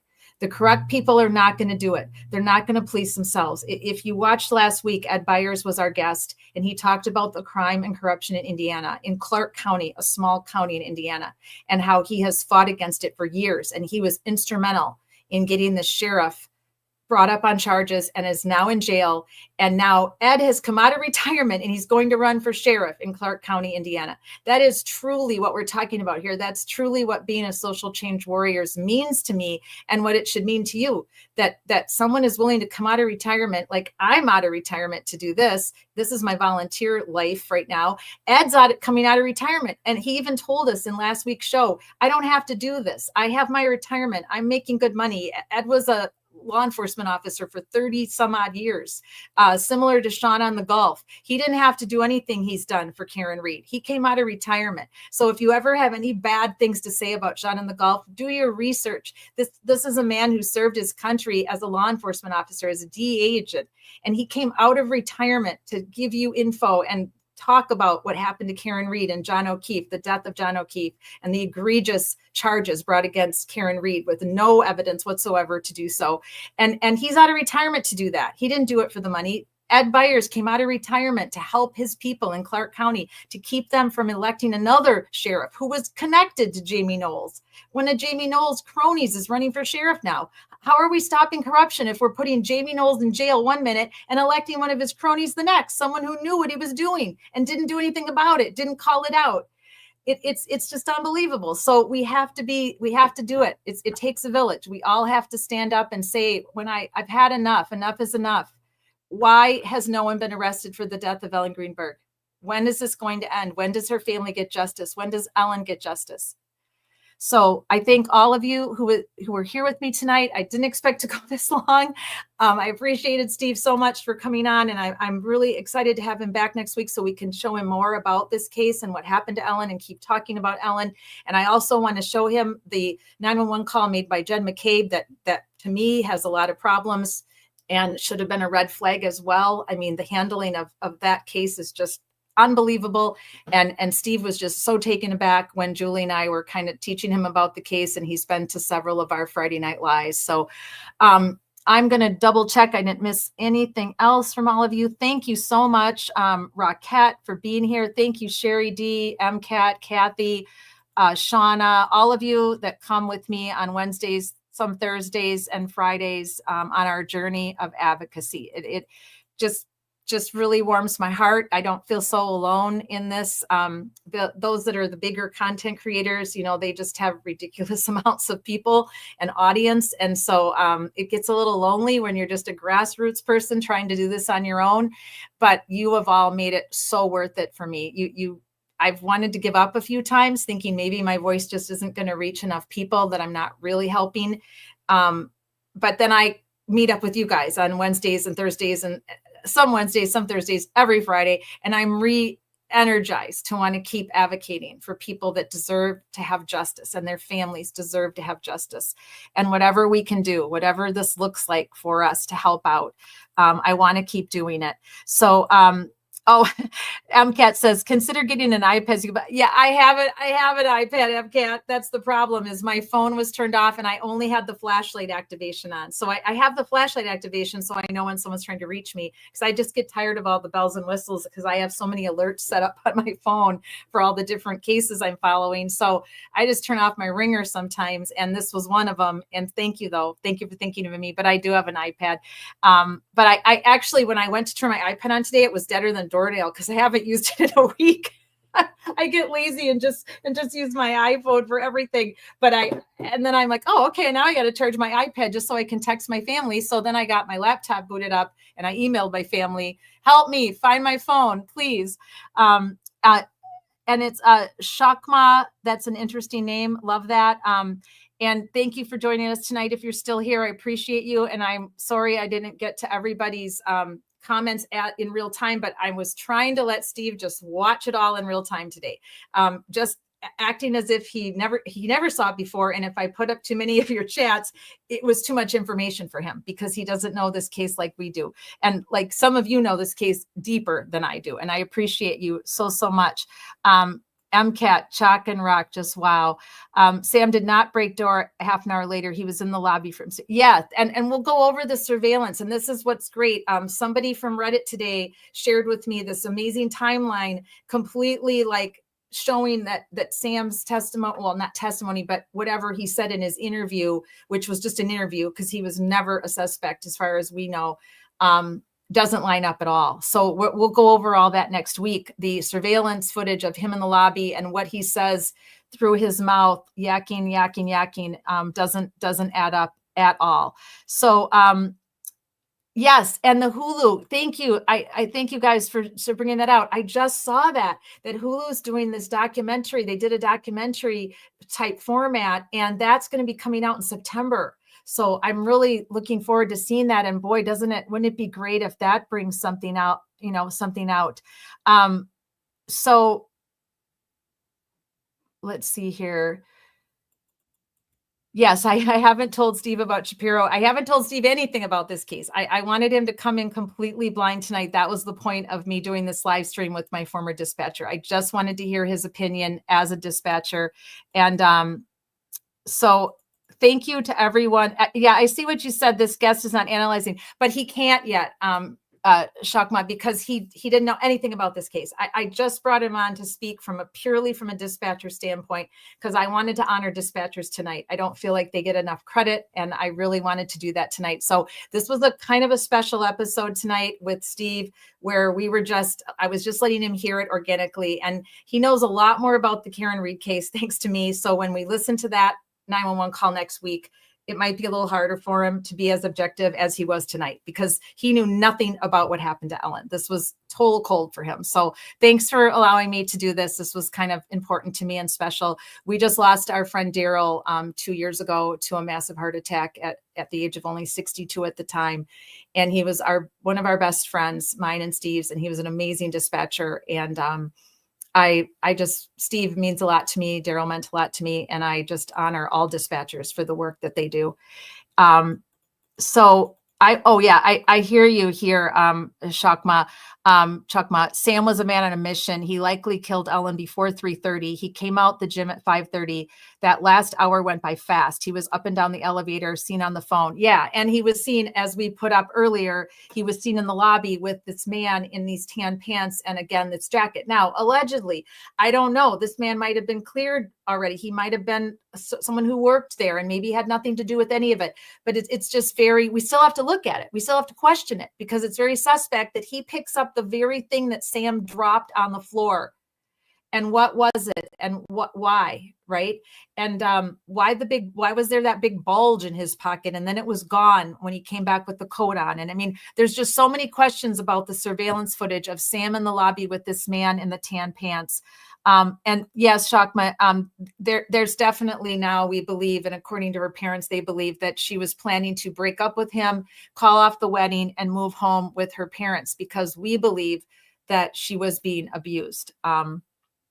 We have only proof of that we have is her autopsy, that there were a lot of bruises and various degrees of healing. And the other thing from the autopsy, and we'll talk about it next week, was that there was evidence by the second ME that the family hired of strangulation, not just the stab wounds. So that would have obviously come probably first. And that should have been all that the ME needed. Now, most of us that have followed Ellen's case know that the ME recanted everything in February, right before he was going to get called to go to this trial, jury trial, because Ellen's family had sued the city and sued the medical examiner's office. So they settled out of court. During the jury choosing the jury, they offered a settlement. The defense, who would have been the city, offered a settlement, and part of that settlement was that they would receive monetary compensation for all the money they've had to spend to do their own investigation, hire their own medical examiner, get a lawyer, multiple lawyers, and a private investigator, and everything they've had to do to solve their own daughter's unaliving.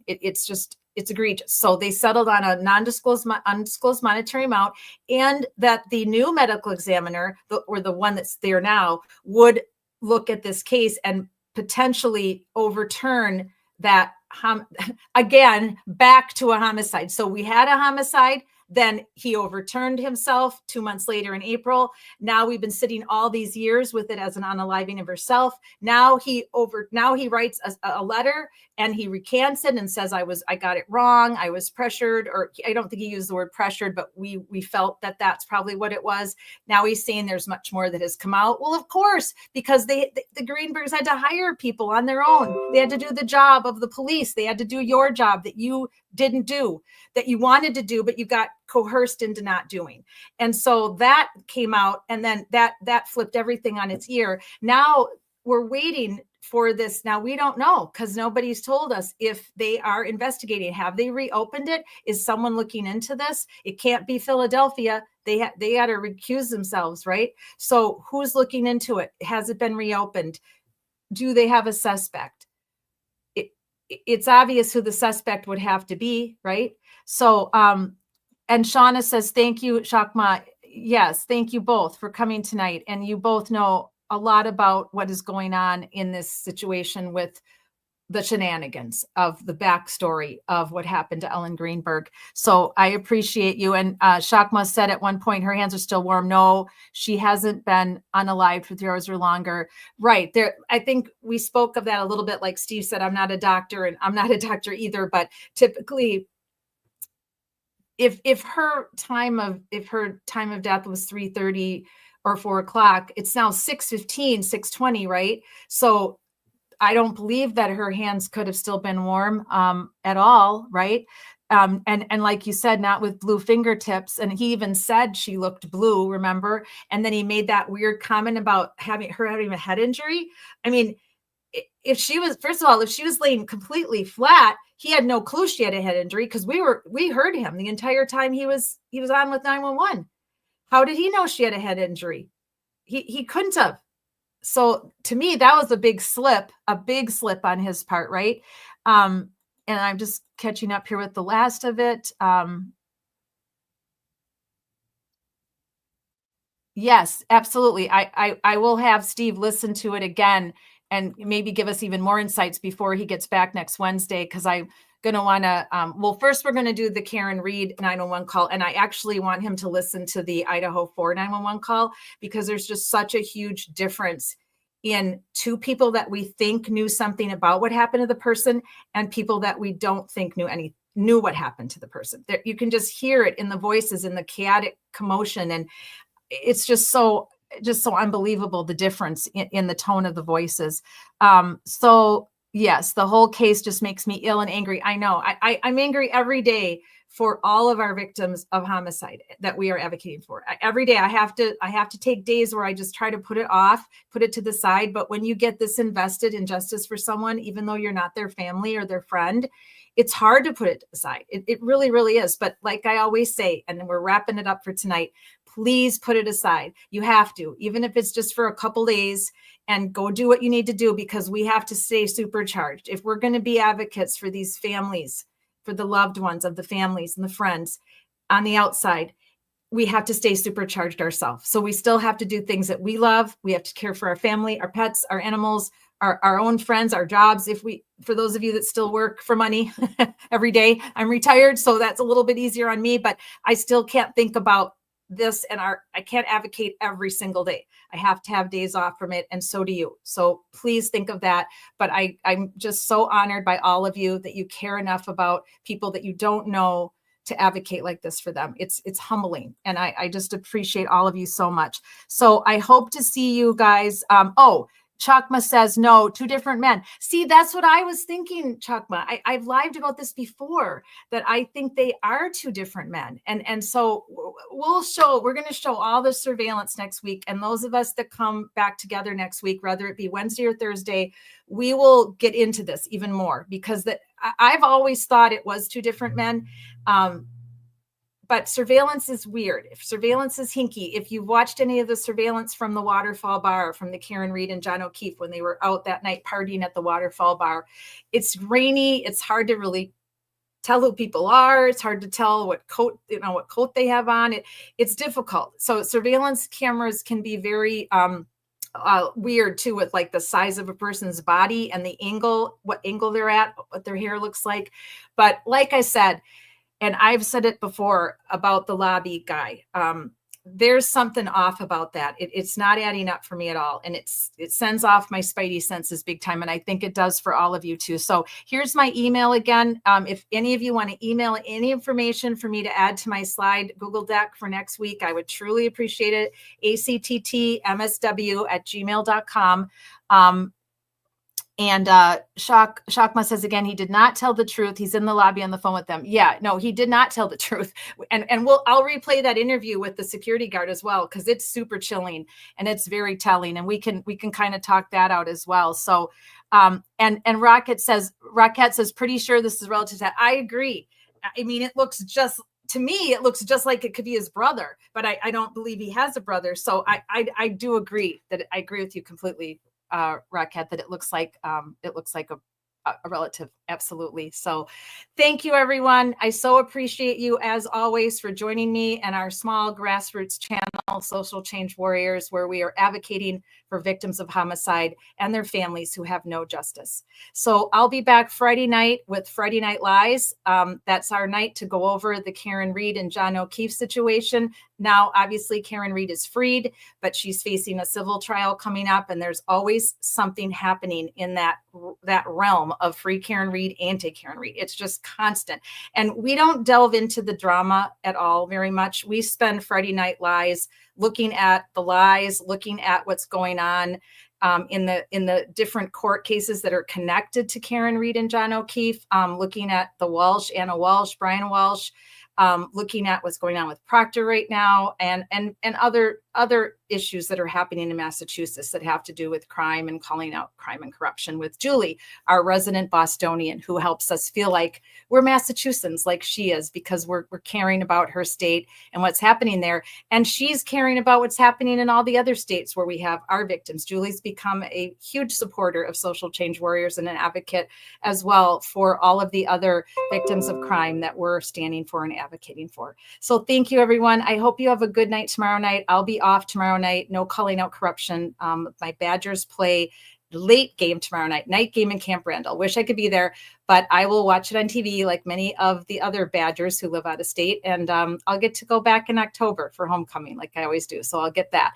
But thanks to everyone. Appreciate you. My best to all of our families as they continue to fight for justice, and absolute prayers going out to everyone that knew the victims of the Catholic school in Minnesota. We'll talk a little bit more about that as well on Friday Night Lies.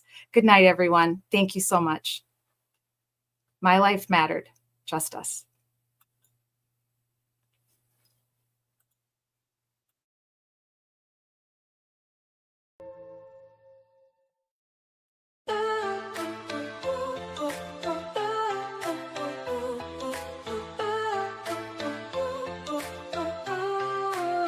They try to silence the truth we shout, but we're still here, we're still calling out. Corruption hides behind a Badger name. We light the fire, expose the shame. We're justice seekers, we'll fight the fight for every voice lost in the night. My life mattered is the cry we sing for the ones they tried to bury within. It's just us, we're a movement wide. Together we rise, won't run nor hide.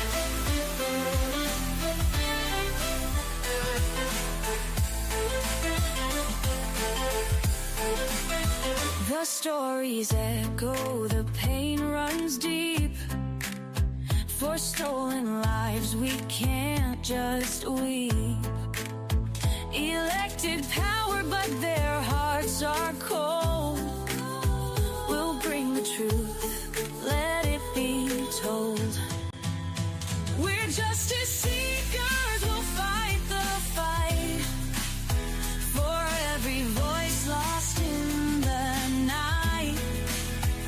My life mattered is the cry we sing for the ones they try to bury within. It's just us, we're a movement wide. Together we rise, won't run nor hide.